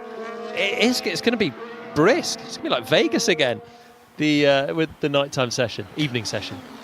Not wanting to be a little bit foreboding, but I've been looking at the weather forecast going forwards, and Collins talks weather. Here we go. Indeed, here we go. Weather klaxon. Here we exactly. I think there's a graphic for that. Whether we'll see it today, I don't know. There is rain forecast for day 3 of this test. Light rain, but persistent through most of the day. Yes, we're in the desert, but there is rain forecast. I think only 2 teams have got treaded tyres. 2 or 3 teams in the grid have selected treaded tyres for this test. Yeah, that is correct. Yeah, so Day 3 is going to be great. I'm looking forward to it because we have so much technical content. Yeah, we might be seeing a lot of airtime for Haas and Aston Martin if we get. And they'll be feeling so smug, won't they? Oh, they'd be delighted. Also, when it comes down here, it can really hammer down. It was torrential stuff for Formula 2 in their test last year. That's Oscar Piastri going wide, applying the power coming out of turn 13. Is that the only time you've seen rain in Bahrain? Yes. Yeah. I had it once in a GP2 qualifying session. It drizzled for the first few laps and was a little bit slippery. Did it do anything? No. It was slippery for a couple of laps and then it was bone dry before you knew it. It's fairly unheard of, isn't it? And I was jury's out whether it's actually going to come or not on Friday. And I think that's why 8 teams haven't bothered bringing any level of wets. But they could end up looking silly if it does come. You and I, Jolyon, have been driving. I think Alex, you might be with us as well. Driving through a sandstorm on the way to the circuit here in Bahrain. Sandstorms, yeah. Common. Yeah, that's every other year, and that actually has a big impact on the cars. This lower than expected temperature will be setting back some of these teams' run plans because the next race, the first race of the season, is Melbourne, and that is a track where quite often it's nice and hot because you're in Australia, but rain isn't unknown at this time of year in Australia, in Melbourne. So having a bit of time on the wet tyres could be advantageous to those teams who choose to do that. It's difficult to imagine it, isn't it? And even then, we never get wet running. Ever since pre-season testing's moved to Bahrain, we've had the sandstorm days where really very little happens in an afternoon or a morning. And there's got to be some point in the season where you do unveil the wets and the inters, and then it's just trying to work out what they're doing and how you get the most out of them, where the crossover is. And if it comes on not a practice day, qualifying on the race, you're literally learning on the fly what's happening with these cars and those tyres. Of course, the fact that the cars haven't changed that much, for next year it'll be something else completely with the new regulations. But for this car, there's so much information they've got from last year already. Just as a bit of chat, we had a bit of chat from Ted, Alex, about the livery of the Racing Bulls car. Hold on. Sorry, have you just decided to bring up livery chat on your own? Well, it's because of this replay right here. This isn't a change of livery for Sauber. This red stuff down the side of the car isn't a change of livery. It's aerodynamic flow visualization dye. The team are studying how the air is flowing over the bodywork of the car. Now, if you're a regular viewer of us here and watch the free practice sessions with us, we talk about this all the time, but if you're new to Formula 1 testing, this is something you're going to see every single team do. You might even see some teams getting some sticky tape out, putting some bits of their granny's knitting wool along the side of the car to again, understand how the air is flowing across the body. And then you also will see at the beginning of each day, and maybe the beginning of the session this afternoon, looks like a big bit of scaffolding coming out there around the car. That's covered in airflow sensors, and it's just the teams trying to understand what the real airflow is doing over the real car, because all the development on these cars has been done in a wind tunnel at 60% scale using a scale model, or in the virtual wind tunnel using a sort of computer version of real air, and none of them are exactly right. So the only real thing you can get is a real car on a real racetrack, and this is one of the first opportunities to get some significant running in, with a couple of teams approaching a full race distance now. Wow. And Fernando Alonso back out on track. Lengthy wait in the garage for him and Aston Martin. The fewest laps of anyone, 21. He's about to come over the line. He'll come over the line in the pits. In he comes then. Yeah, Fernando Alonso, 43 years young, as he brings his green Aston Martin back to the pit lane. And you can see Alex Brundle striding with purpose in the background there as he begins his pit lane shift for us. And Fernando Alonso, as Jolyon points out, fewest number of laps on the board. And they'll be hoping for a step forward after the disappointment last year, after they took an enormous leap forward the season before, then found themselves slipping back towards the very back of the field. The screens were up and have been removed. You're only allowed to put the screens up if you are making fundamental changes to the car, like taking the floor off the car. The rest of the time you've got to leave the garage open so that you at home, or maybe pretending to do some work and secretly watching us and testing, can have a look at the cars in all their 2025 spec glory. And of course, it's not just how you start the season, as we saw last year with McLaren's Miami Grand Prix update. It's how you develop through the campaign that is so important. But with a huge rule change coming for next year, will we see teams that don't get it right at the start of the year abandon things and go all in on 2026? More of the flow viz that Sam was talking about earlier on as Liam Lawson continues out on the circuit, building up to start running once again, getting the nod for that team ahead of Yuki Tsunoda. It means that Lawson goes in with, realistically, and this is not a criticism, but he goes in with the least experience of anyone to be Max Verstappen's teammate, and they have had some very fine drivers alongside who have struggled in that role. Next up to bat, Liam Lawson, but doing so after a couple of cameo appearances, a super sub appearance, and then the main shot to assess whether it should be Lawson or whether it should be Tsunoda. And he completes his journey to be a full-time Formula One driver. This is his first full season.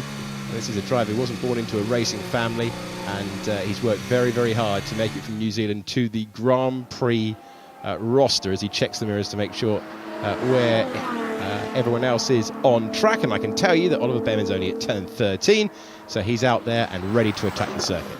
One of the reasons he's sort of driving around fairly slowly, almost at a steady speed, is not just to make space on the track, but also because of that aerodynamic experiment that's clearly going on. What Red Bull have done, they've painted the upper wishbones and the pull rods with that bright green flow visualization dye, sent the car out on track to see what happens to the airflow behind them. And you can see quite interestingly, just as the car comes past the camera, it's gone the other direction, when you look at seeing it, we'll see it now, as he comes through the right-hand corner, you can see the dye is actually going downwards, just the head of the side pod duct. You can see it very clearly there, going downwards onto the leading edge of the floor, as Lawson has his own interesting downward moment. You can also see on the onboard cameras, it looks back towards Lawson's head, you can see just that little bit of dye around the wing mirror support and into that cooling inlet alongside his helmet, and that's something the team will also be studying. So this is an experiment for the team, bit like when you're going and doing your high school physics class. You've got to have an experiment, you've got to lay out what you think's going to happen, you've got to run the experiment, and then somebody sitting in Milton Keynes in England is going to have to write a report based on photos and film footage they have taken of this dye across the bodywork, and then they'll go and talk to the wind tunnel guys who'll probably say, oh, you've got it all wrong. It's a nice visualization of airflow for us as well, seeing that painted on the left-hand side of the Red Bull. This is a snappy, aggressive lap from Lawson. So he's on a C3 tyre. So far he's done his best lap on a C2, which is the hard. Everyone else has run a medium. There are 6 compounds of tyres for this year as well, up to the C6, but pretty much no one has opted for the softer range for this test. Only 2 teams have got anything softer than a medium for the test. So most of it's going to be run on the medium tyres. That was Lawson's first lap on a medium tyre, and it just looked like it wasn't hooked up at all on the rear end for him. First corner already was struggling for traction, and then same thing up at the turn 4 right-hander as well. He'll back off and probably go again, I'd have thought, with that one. Okay, ticking down to an hour to go. It's Alex Albon who has completed 39 laps, Liam Lawson 43, Lewis Hamilton 42 laps as he begins life at Ferrari. You're looking at a replay of what has been, we have to say so far, no major moments off the racetrack, but whoa, there was a lot of oversteer for Lawson to catch at turn 4. Well, that is as big a moment as we've seen so far in the day, isn't it? 3 hours in, we've seen now 2 turn 4 moments like that for Liam Lawson, 1 for Hamilton in the Ferrari. We've seen a couple of drivers run wide, Hamilton and Doohan at turn 11, but that was an armful of opposite lock there for Liam Lawson. So as you go for a step softer tyre, typically you pick up more rear grip. You pick up more rear, you get better traction, and then you add some front wing or some front end to make the most of that in terms of getting a balance. But maybe Red Bull, they're overcooking it, or perhaps in these cool temperatures, Lawson undercooking the outlap, and he just didn't get that rear axle fired up. And you're expecting to feel a little bit more grip than when he's last been out on track. Gets his right foot down, and the car's just sliding away as the rear axle just doesn't grip the asphalt. So Lawson is on a slow lap right now, coming through into the final sector. We'll see if he does go for another push. But the most aggressive of the snaps that we've seen so far, nicely held. It was indeed. You're looking at Lewis Hamilton on track again for Ferrari. They're taking that wide as possible entry into turn 4. You can see that the painted part of the circuit beyond the white line is actually rubbering in. They've done so many laps going wider and wider, trying to carry as much speed as possible into the crucial turn 4, one of the best overtaking opportunities around this lap, because Bahrain this year, not the season opener as it has been in recent times. So we're doing testing here, then we're going to Australia, and then we find ourselves with Bahrain moved into the middle of the season. So slightly new phenomenon for everyone to test at one venue and move to another, as Hamilton continues behind the wheel. He's on his way to log his 44th lap. A decent halt so far for Hamilton this morning. Looks like the car's now pretty laden with fuel. You can see it just being lazy with understeer through turn 13 at the top of the hill. Same at turn 11. Little jockey of the wheel as he came through the final corner. Small corrections now, as there's going to be a chunk of fuel in this Ferrari. It could be 100 kilos race fuel now that Hamilton's doing on the first morning of testing already.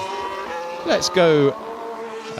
Sorry, Sam was going to tell us something absolutely thrilling, I'm sure, and we will leave you in suspense, because over the bumps, they've tried to smooth out the bumps down to turn number 1. Let's just have a look whether they have. Yeah, that used to be far more bumpy down there into the first turn. Spark still, and the underside of the car rubbing on the bumps down to turn 1, but nothing compared to previous years. I think what I was going to point out is just answer the question that is inevitably being asked by people sitting at home or sitting in their office, probably trying to work. What are those twinkling little lights in the side pod of the Ferrari? Those are little sensors that just look forward to see what the front tyres are doing. Ferrari tend to use them in testing quite a lot. They might not use them all the way through the test, but we've seen them use them here repeatedly. You won't see that when we get to Melbourne and go into the competitive sessions. You might see a little bit in free practice, but probably not. Okay, let's go downstairs to the pit lane where we can check in for the first time with Mr. Alex Brundle. Hi, Brundle. Hello there. Just checking on one of our Formula 2 graduates, Kimi Antonelli. A decent amount of work done on the left front of this car. They've been looking around the brake ducts and also the braking system on the left front, as they were earlier on in the day as well. Work done as well on the left-hand side of the floor for Antonelli. A chance, while we're here, to look at one of the developments for the Mercedes this year. It's just going to be obscured ever so slightly by the jack. But this front lip in front of the nose on the front wing is new for this year. It's a development on the car. The idea of it is to try to give the car a little bit more low-speed downforce. That's where they've been struggling. James Allison over the winter saying we're trying to make the car rotate, if we can, in the slower and medium-speed corners. This little sort of fat lip on the front wing is a strategy to do that, along with a little bit of a reprofile to the rear of the car, the side pod, much more of an undercut through the lower section of the side pod to try and work the rear floor much harder. But Antonelli will be back out on track shortly. And one of those drivers, as you've been saying, guys, who's been borrowing a lot of extra track around the racetrack on the entry, particularly down in turn 4, which could be why the left-hand side of that floor is needing a little bit of attention. But progressing on with the programme down here at Merck. Big moment, and the first big moment of the test comes for Liam Lawson, exiting turn 3, and he's avoided the gravel, but you can see the effect it's had on his Pirelli tyres. And Lawson, currently second fastest, has a moment, but crucially keeps it out of the barriers. Yeah, the tyres completely flat spotted there. Well, that's been coming, hasn't it? Because we saw the last lap that Liam did on this tyre, and it was Larry on the rear axle, and that's coming out of turn 3. You've got big traction difficulties, particularly on a slightly dusty circuit, cooler temperatures. And as you're trying to squeeze on the throttle, you're trying to weave your way through turn 2, which is the left, and then the right as well. It's typically turn 2, which is the nasty one. And Liam, at least he's managed to get it going again, and he can get back to the pits and just simply change the tyres and carry on. That Red Bull has just looked a bit nastier than others on the rear end.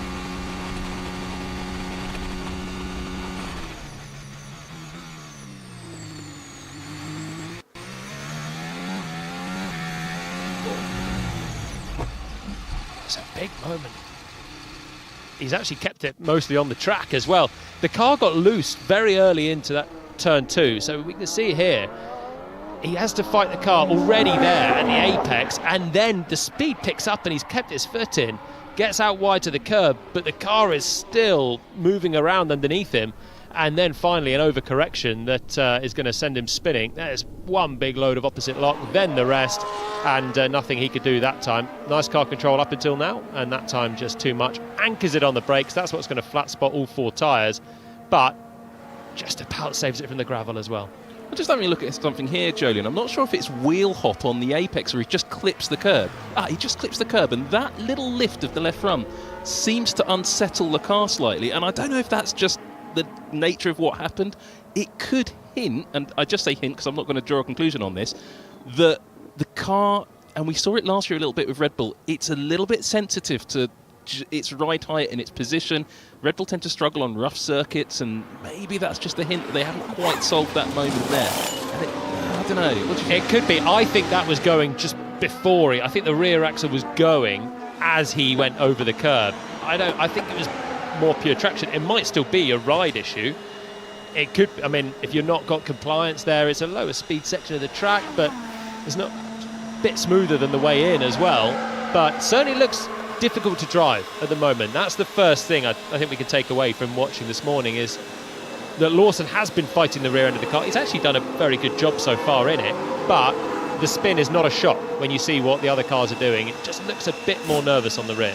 There will be 9 teams in factories, 10 teams actually, with a new team joining next season. Screen grabbing, that shot we just saw. Red Bull won't be that team. They'll be a bit grumpy because everybody's got to see what their flow visualization is doing down their side pod, with lovely footage there from the pit lane. And the teams absolutely hate you having a good look at their flow visualization, Di, because you're giving away the invisible secret of every Formula 1 car, how the airflow is actually working. And all the other teams will be going off to the wind tunnel going, does ours do this, or are we doing something? Could we do it better? Could we do it worse? Well, that's the main headline moment from the running so far in the opening hours of the pre-season test. 3 days of running, 8 hours all the way through. And we've got Alex Albon ahead of Liam Lawson, and then it's Hamilton. And then this man, Jack Doohan, getting the promotion to Formula 1. Alpine's Academy finally getting a driver to Formula 1. And Jack Doohan behind the wheel, son of the motorcycle great Mick Doohan, and the family delighted to find Jack behind the wheel, given the opportunity.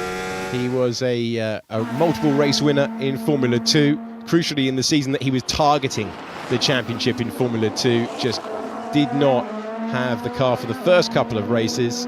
Once they found the solution to the problem, week in, week out, he was running at the front of the field. He is a driver who has benefited from a lot of private testing as well. That gave the team the data and the confidence to promote him to the full race team. And he gets that opportunity alongside Pierre Gasly. And we ride on board with him as he heads to turn number 4. Nice looking car on board, isn't it? The pink and the blue of the Alpine. We haven't seen it too much this morning.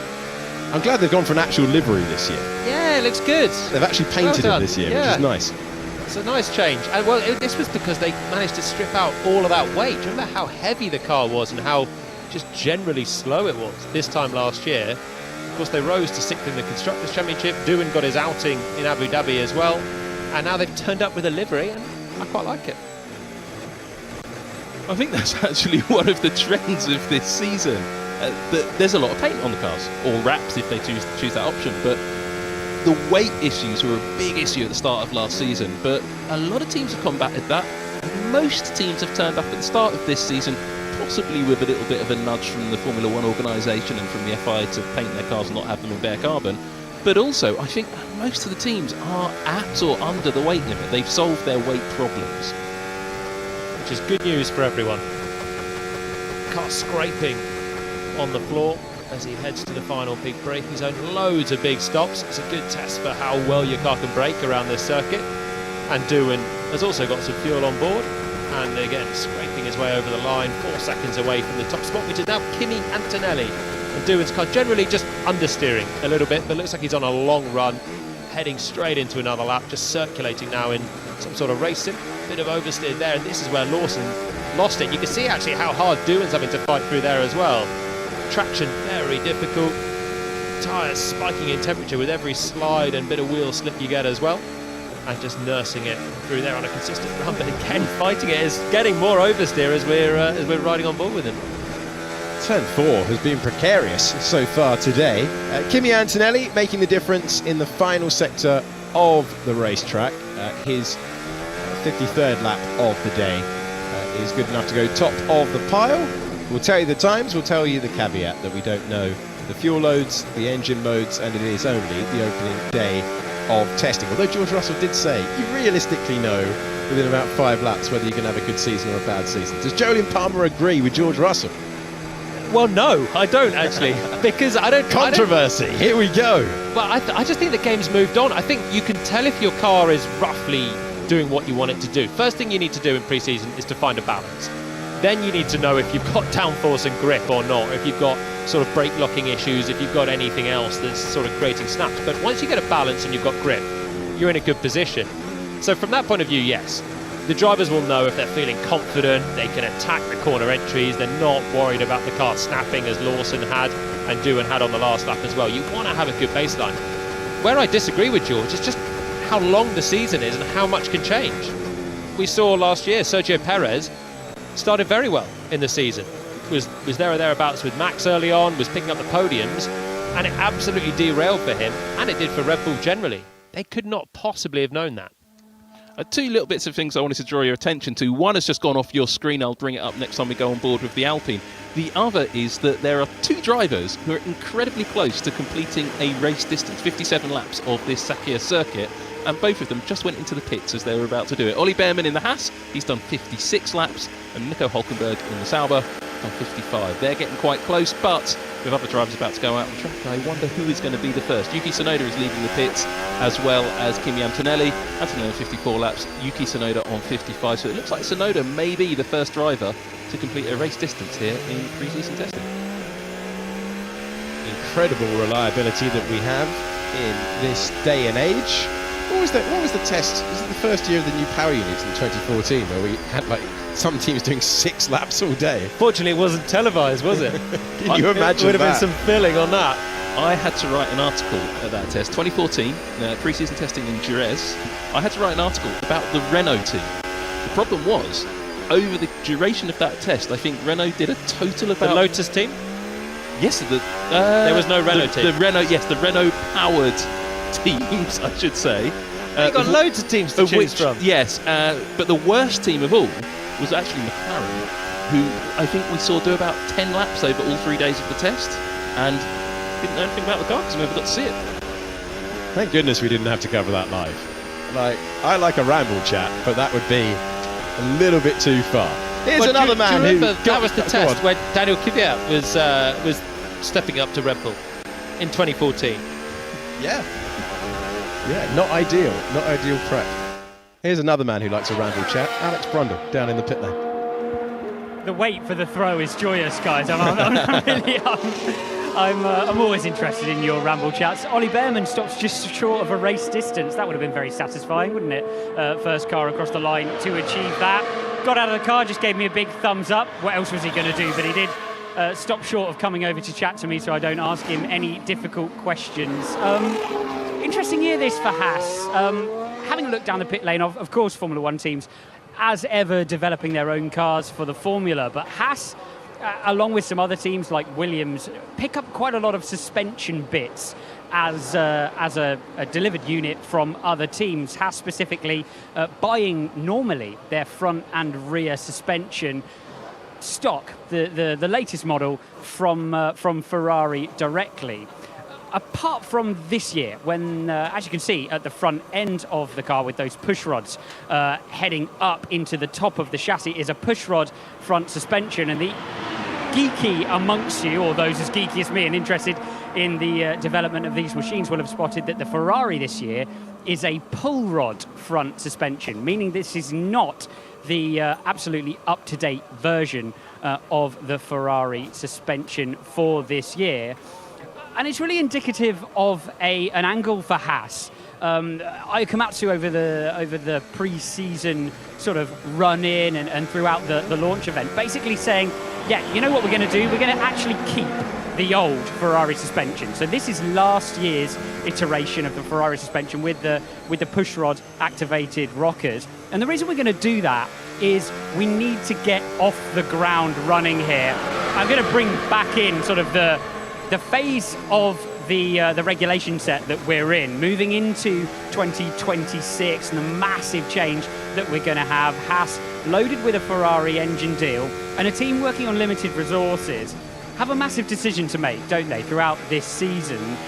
They want to try and roll their dice early and get an idea of where they are on the board. That'll give them an idea of whether they need to be sticking with this concept to move forward and generate potentially a championship result in this year's season, or they're going to cut their losses and move to look into next year's season. So absolutely the same suspension as last year at the front end, but it represents a real departure for Haas, who've made a tradition of buying the latest and greatest customer bits from the red team up the other end of the pit lane. Thanks, Alex Brundle. What I was going to say about Haas was that, but we did get a nice look at the Alpine just there as we came back. And next time we go on board with the Alpine, I'd like to bring your attention to two little pieces of silver on the inner fences of the mirror supports. Lovely little bit of engineering, lovely bit of machining, just to get the tiniest, and it's only a few millimetres, tiniest little aerodynamic gains. What Alex was talking about there on the front end of the Haas was the difference between a pull rod and a push rod front suspension. We're going to be talking about that a lot when it comes to looking at the Ferrari, but the main reason that you go for one option or the other is aerodynamics. There are teams up and down the pit lane, Red Bull have long subscribed to the theory, McLaren too, that a pull rod gives you aerodynamic benefits. A lot of other teams say, well, it's not that big, and a push rod is just so much easier to employ. A pull rod has a slightly lower centre of gravity. The push rod is just slightly easier to make work. And that's why you're seeing a little bit of a lack of engineering consensus in that part of the car. But as you say, we'll dive into it in a lot more detail when we take a look at the front of that new Ferrari. Alex Brundle, do you have any more to add?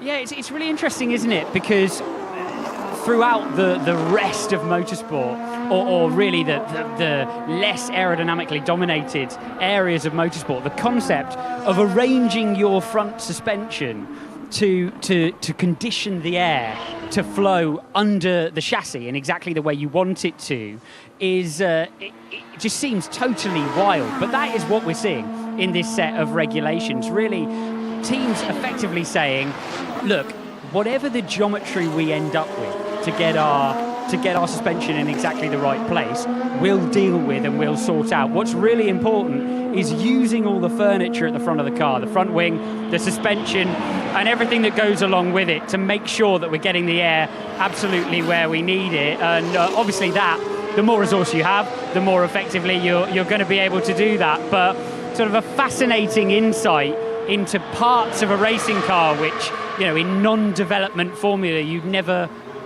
believe would be used in that kind of methodology. So yeah, always great to see development season, isn't it? I bet Sam has pictures all over the commentary box. I'd like to be there to see how many screens he's got actually working on all the various designs. It's just one, Alex, but on the laptop, he's forgotten his charger, so it's gone off now. But it was making. He can see them all on the ceiling. It's fine. Yeah, it was making. There was so much on his laptop, it was heaving under the strain. But Sam Collins loving the opening day of testing. Alex Brundle down in the pit lane for us, getting a look at what the teams have changed, if anything, from last year to this. And we check in with Yuki Tsunoda. One of the best liveries in the field for this year. I don't think there's any arguing about that. They've given the people what they wanted, effectively brought back the white ball, as they termed it, the Honda tribute livery from the Turkish Grand Prix a couple of years ago that the senior team ran. I'm slightly struggling to see this not as a Red Bull, because the Red Bull have actually run this livery and it's got Red Bull plastered all over it as well. But it is a nice livery. Yuki Tsunoda with a massive point to prove, I think, this year. It feels like he's had a point to prove every year, Yuki. Whether he was trying to stay in Formula One, and Pierre Gasly was leading the team as Alpha Tauri, then leading the team, beating various teammates, Nick de Vries, Daniel Ricciardo, and then Liam Lawson, let's not forget, last year. And yet still he's here. Lawson's up in the main team, and Yuki's got another young charging teammate, Isaac Hadjar, Formula 2 runner-up, and he's got to try and beat someone else in that car and lead the team. I think Red Bull will hope, I think, that Racing Bulls can become a bit more competitive in that field. There was huge hope this time last year, wasn't there? And they just sort of petered out. But certainly aspirations for this team to get much closer to the top 4. This team, in various names, has won 2 different races, both at Monza. One with Sebastian Vettel, one with Pierre Gasly. Now, Yuki Tsunoda, while he's not driving a Red Bull, he's driving a Racing Bull. That Racing Bull has an awful lot of Red Bull bits in it. It's got Red Bull suspension, a Red Bull gearbox. It's got the same Honda power unit as the Red Bull. And it's got quite a lot of other Red Bull little bits and pieces in the design of that car. It's perfectly allowed, and it's not quite as extreme as what Haas is doing. But also looking at the aerodynamic design of the car and the overall concept, pretty similar to last year's Red Bull, isn't it? It's like a Red Bull away day, isn't it? It's the away kit for Red Bull. I like that. That's great terminology for the livery. Looks great, and they've decided on a team name and everything. Terrific. Let's bring in Bernie Collins for the first time in our commentary shift. Bernie, what's caught your eye out there with 41 minutes to go in the session? Hello everyone, it's great to be with you. Yeah, I love the idea of having an away kit for the Red Bull. That is perfect, Julian. Lots going on out there. The thing that I'm looking at the minute is the clock ticking down. 41 minutes left in this morning session.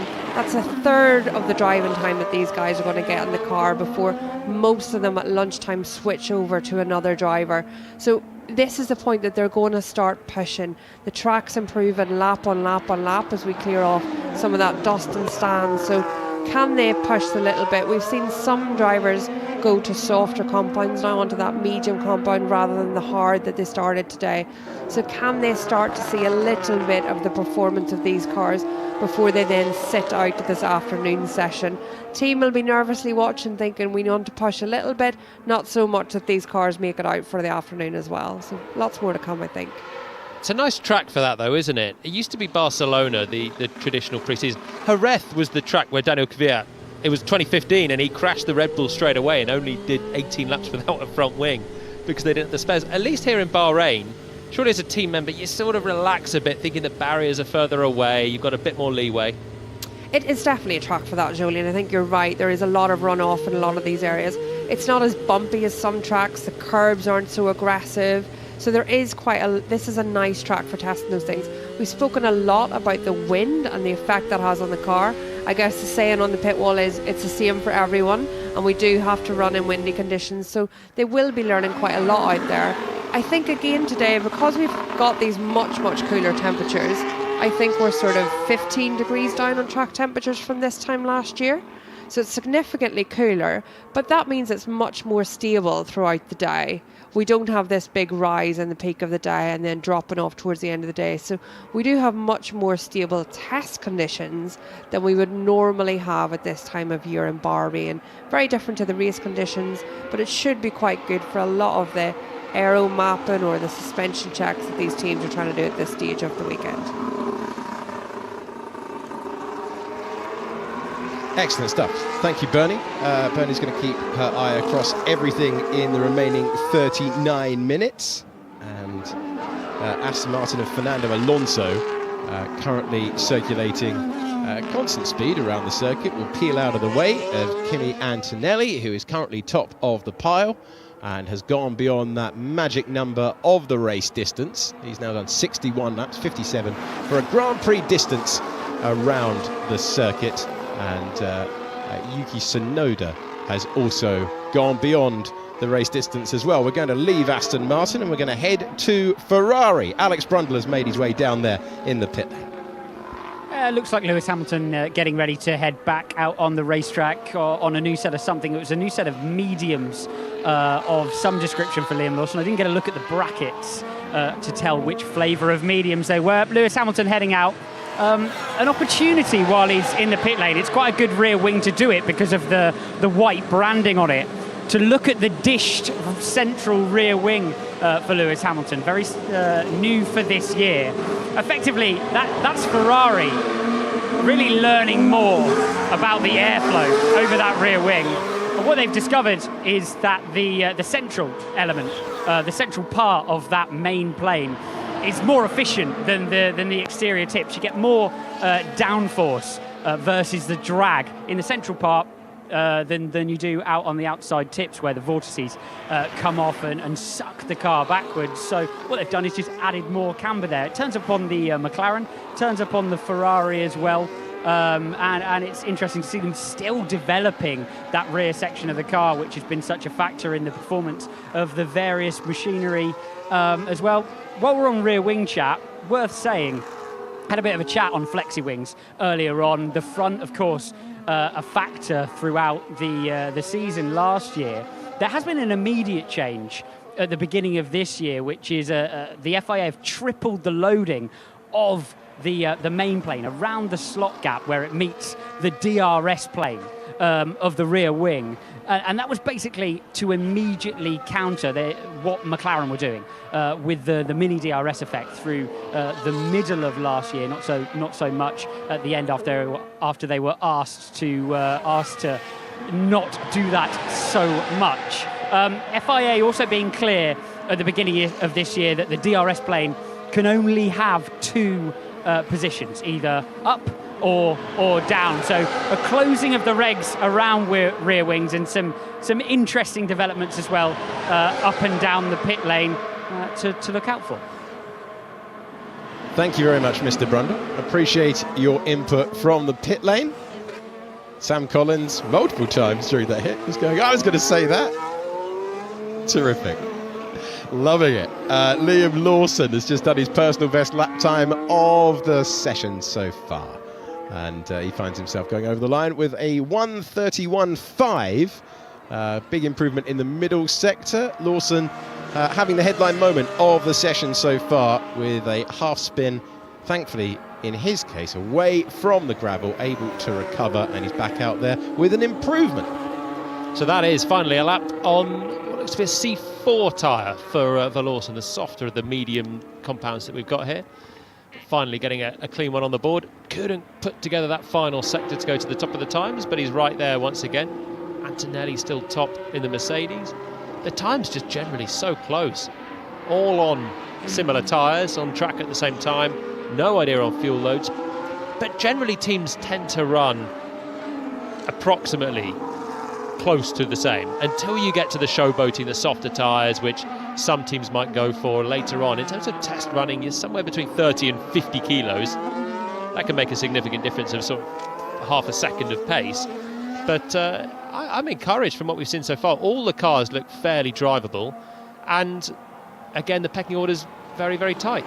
Haas are the big outlier right now. Ollie Behrman has just done his race run, well, race distance, 57 laps for Behrman. He's about to come through and start another time lap to go into 58. Good mileage, no pace from Haas, very methodical, and it reminds me of Haas last year as well. Remember Ayo Komatsu was having his first test as team principal. What a great job he's done. But he came and said, you know, we've got low expectations this year. We're not going for pace, we just need to get the basics right. And before you know it, they managed to develop the car. They really got on top of their problems that they've had in previous seasons. And Haas are going for that same philosophy right now. Just chucking on the hard tyres, some fuel on the car, and just learn about it without taking out any fuel and doing something very different to everyone else.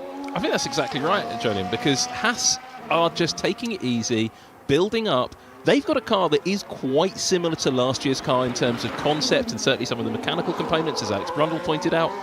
I think they're going to start the season quite strongly, but I think this is one of the teams you are going to see fade quite quickly through the year, almost like Haas of old. But the difference is Haas will have their mindset purely on 2026, because some of that Toyota investment, if you look at the rear wing, it's got Toyota written on it. The big Japanese car manufacturer is taking a very good look at Formula One at the moment, working with the Haas team. And I think that Haas is going to be able to use some of those Toyota facilities, some of that expertise, some of that funding to start building a really competitive car for 2026. So I'm hearing all this 2026. Everyone's looking for 2026. Who's not looking for 2026? Ferrari. Anyone else? Not sure about McLaren. So we're saying that two teams are still basing this year on getting the most out of it, and the other 8 are really just pouring resources into next year.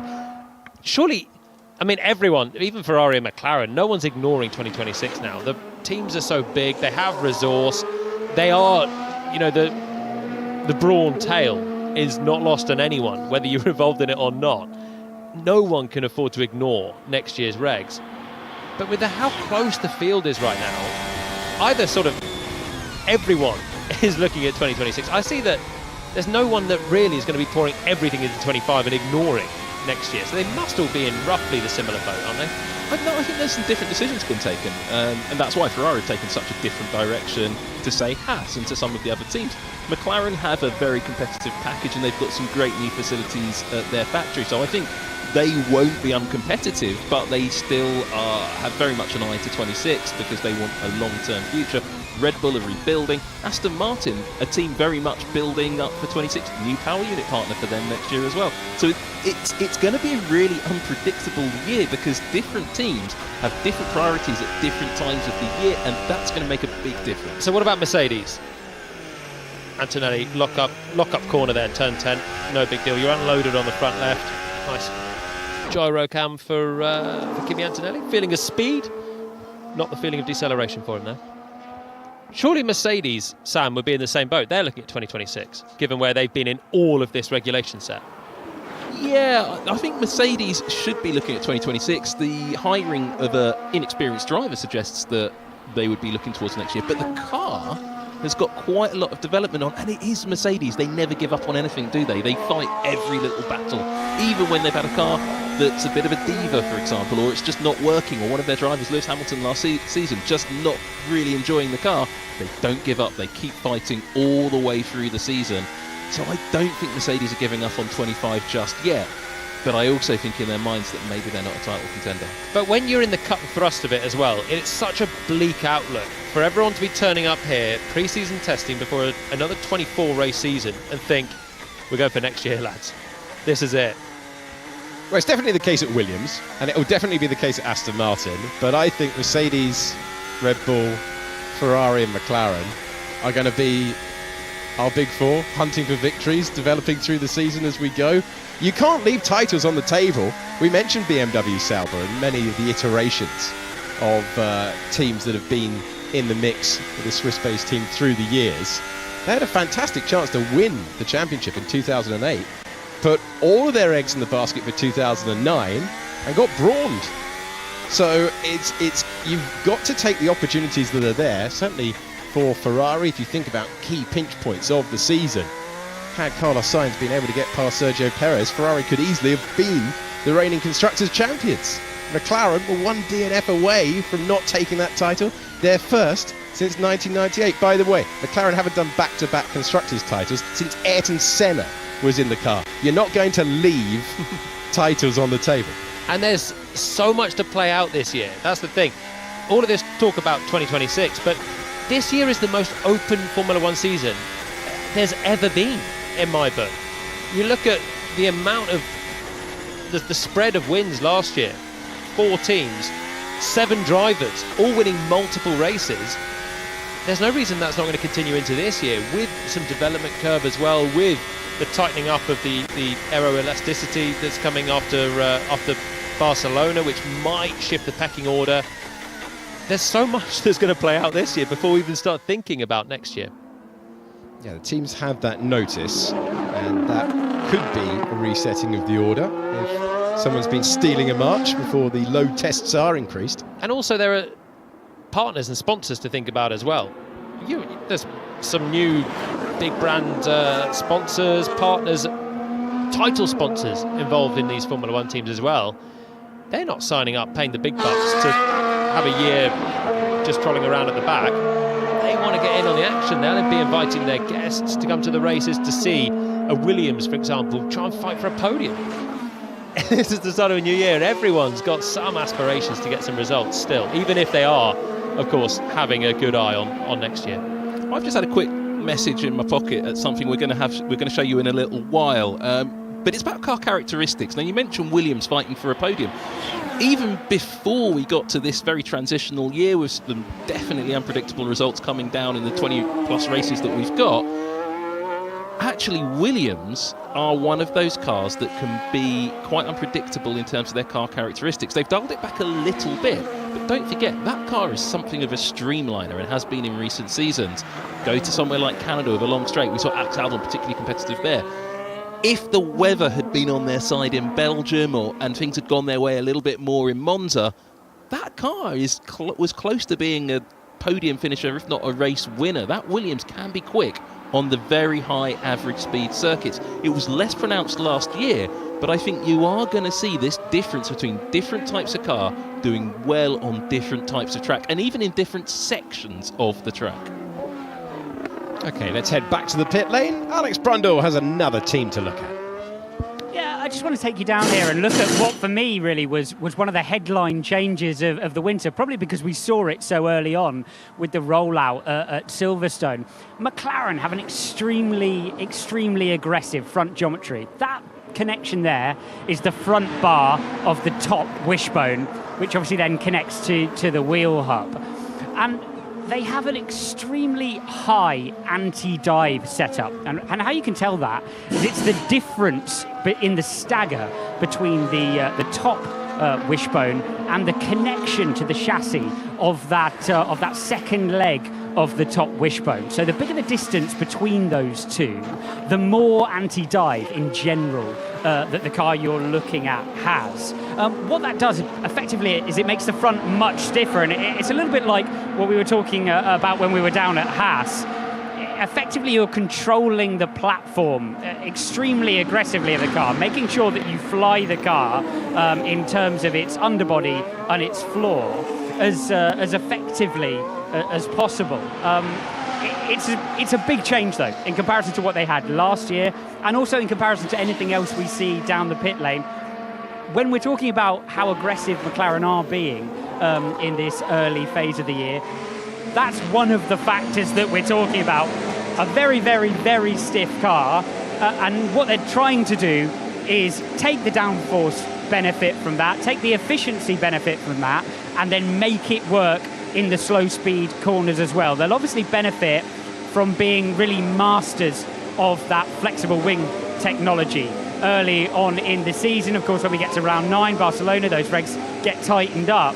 But yeah, interesting to see them going all the way on continuing to develop this car into the 2025 season. Thank you, Alex. Great explanation for the front end of what McLaren hope is the car that will retain their title.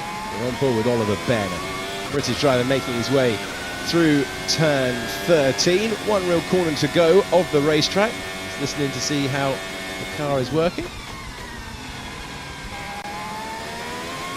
Keeping it smooth, keeping it tidy. Obviously more fuel in the car compared to the benchmark time of Kimi Antonelli. 4.5 seconds of the pace tells you that.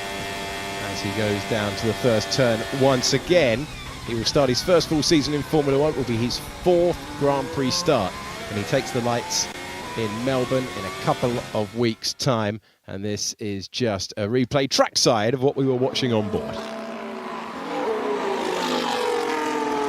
So Oscar Piastri getting ready to head out on circuit. He's just been released on a new set of medium tyres, so we'll see if McLaren can get something more competitive on the ball.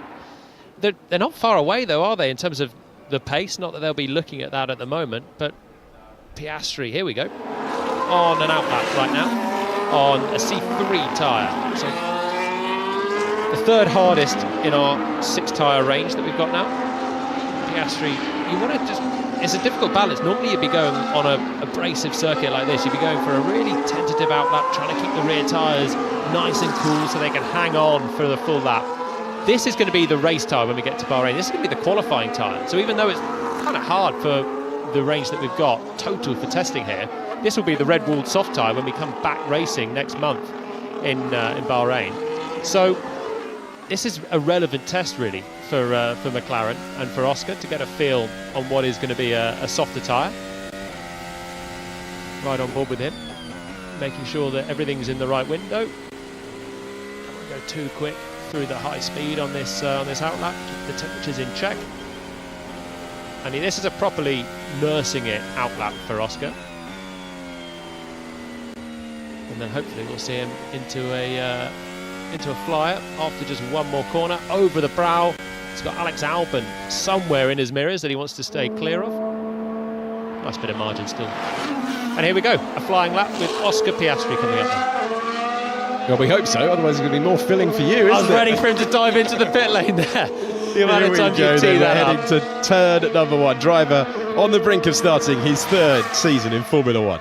And actually not sparking nearly so much on the main straight compared to a lot of the other cars, the McLaren there. It's probably raced slightly, but still fighting his way through turn 2, which has been tricky for everyone, where Liam Lawson had his spin earlier on. Looking back at the driver now heading in towards turn 4. And it all looks very, very sedate. He's backed off there after the big slide at turn 2. So after all that build-up, we'll wait for another lap with Oscar. Good couple of corners though, enjoyed it. Well, it was Larry, so it's not just the Red Bull that's been sliding. We've seen Hamilton having some slides as well, and now a McLaren that was the same tyre as Lawson earlier on, having a similar moment. So everyone fighting kind of similar issues at the same corners. Turn 2, traction very difficult out of 1 into 2, and where Lawson sort of spun 2 into 3. And then the other one is the very next corner, turn 4. The right-hander, medium speed, you come over the crest, the car gets unloaded, and a lot of drivers have been just fighting inherent oversteer there. Then you come to turn 11, you've got a bit of an understeer balance, over the crest here with Albon, and a lot of drivers with a bit of wind now. You can see the palm trees swaying in the breeze. A lot of drivers fighting the oversteer there. So I'm seeing that the cars are generally fairly well balanced, and it's actually just a bit of wind direction and strength that's causing the cars to all kind of have a similar balance from what we can see. Focusing at the moment of the Williams out on the circuit, and Alex Albon coming over the line, currently 3rd fastest. Just a reminder of testing times, more about mileage at this stage. It's a systems check day. It's a day where the drivers are pushing on though, and that moment for Liam Lawson. Jack Dillon's gone wide at turn 11. Lewis Hamilton's had a couple of brushes of the gravel trap on the way through at turn 4. What would be in normal race running beyond track limits. And this is another look at the moment that stopped to push lap for Oscar Piastri. They look fairly calm from that camera. There's another one where you can see him fighting the car a bit more, just on the traction. And there we go. As the car turns, want to be squeezing on full throttle through the exit of turn 2, and he just had to wait there as the car was sliding at the rear. And as a driver, you know that that's going to cost you all the way up towards turn 4. And when you're on a new set of the medium tyres, there's no point necessarily in burying it all the way around, because you've already spiked the surface temperatures there. You're only going to find the same balance will catch you out probably at turn 4 and so on, and you're actually leading yourself in a different direction just because you've been a bit overzealous with your right foot early on. Okay, under 20 minutes to go of the first half of the day. Back on board with Oscar Piastri. Going up through the gears as he heads to turn 11. Let's listen in.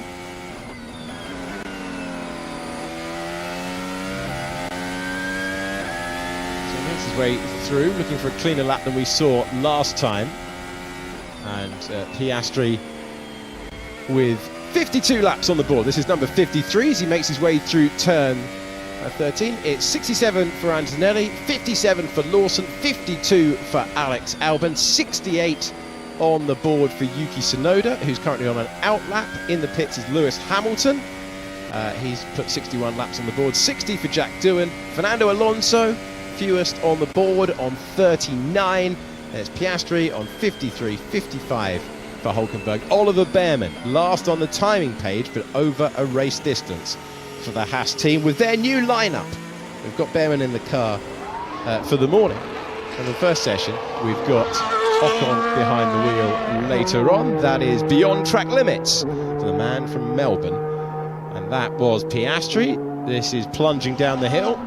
Wonderful place to watch Formula 1 cars trackside and avoiding the apex. for Oliver Bearman, and this is what it looked like on board. Yeah, is it a right front lock-up that he's going to have there? It is just a wisp of a bit of smoke there, and he immediately released the brakes and applied again. Don't want to destroy that set of tyres if you don't have to on a test day. So Bearman, yeah, well wide of the apex. That turn 8 down the hill right hand is a tricky one. Comes at you very quickly, got a lot of lateral load on the car coming through the 5, 6, 7 chicane. And Bearman on the harder tyres, still with plenty of fuel on board, I'm sure. Just snatching the brake, but no harm done. You've got to be locking the brakes today. You're a rookie in the car. This is the time where you've got to feel just how hard you can brake, how late you can brake, how much steering angle you can carry and speed into the apexes. So that's just part and parcel of getting up to speed in your car.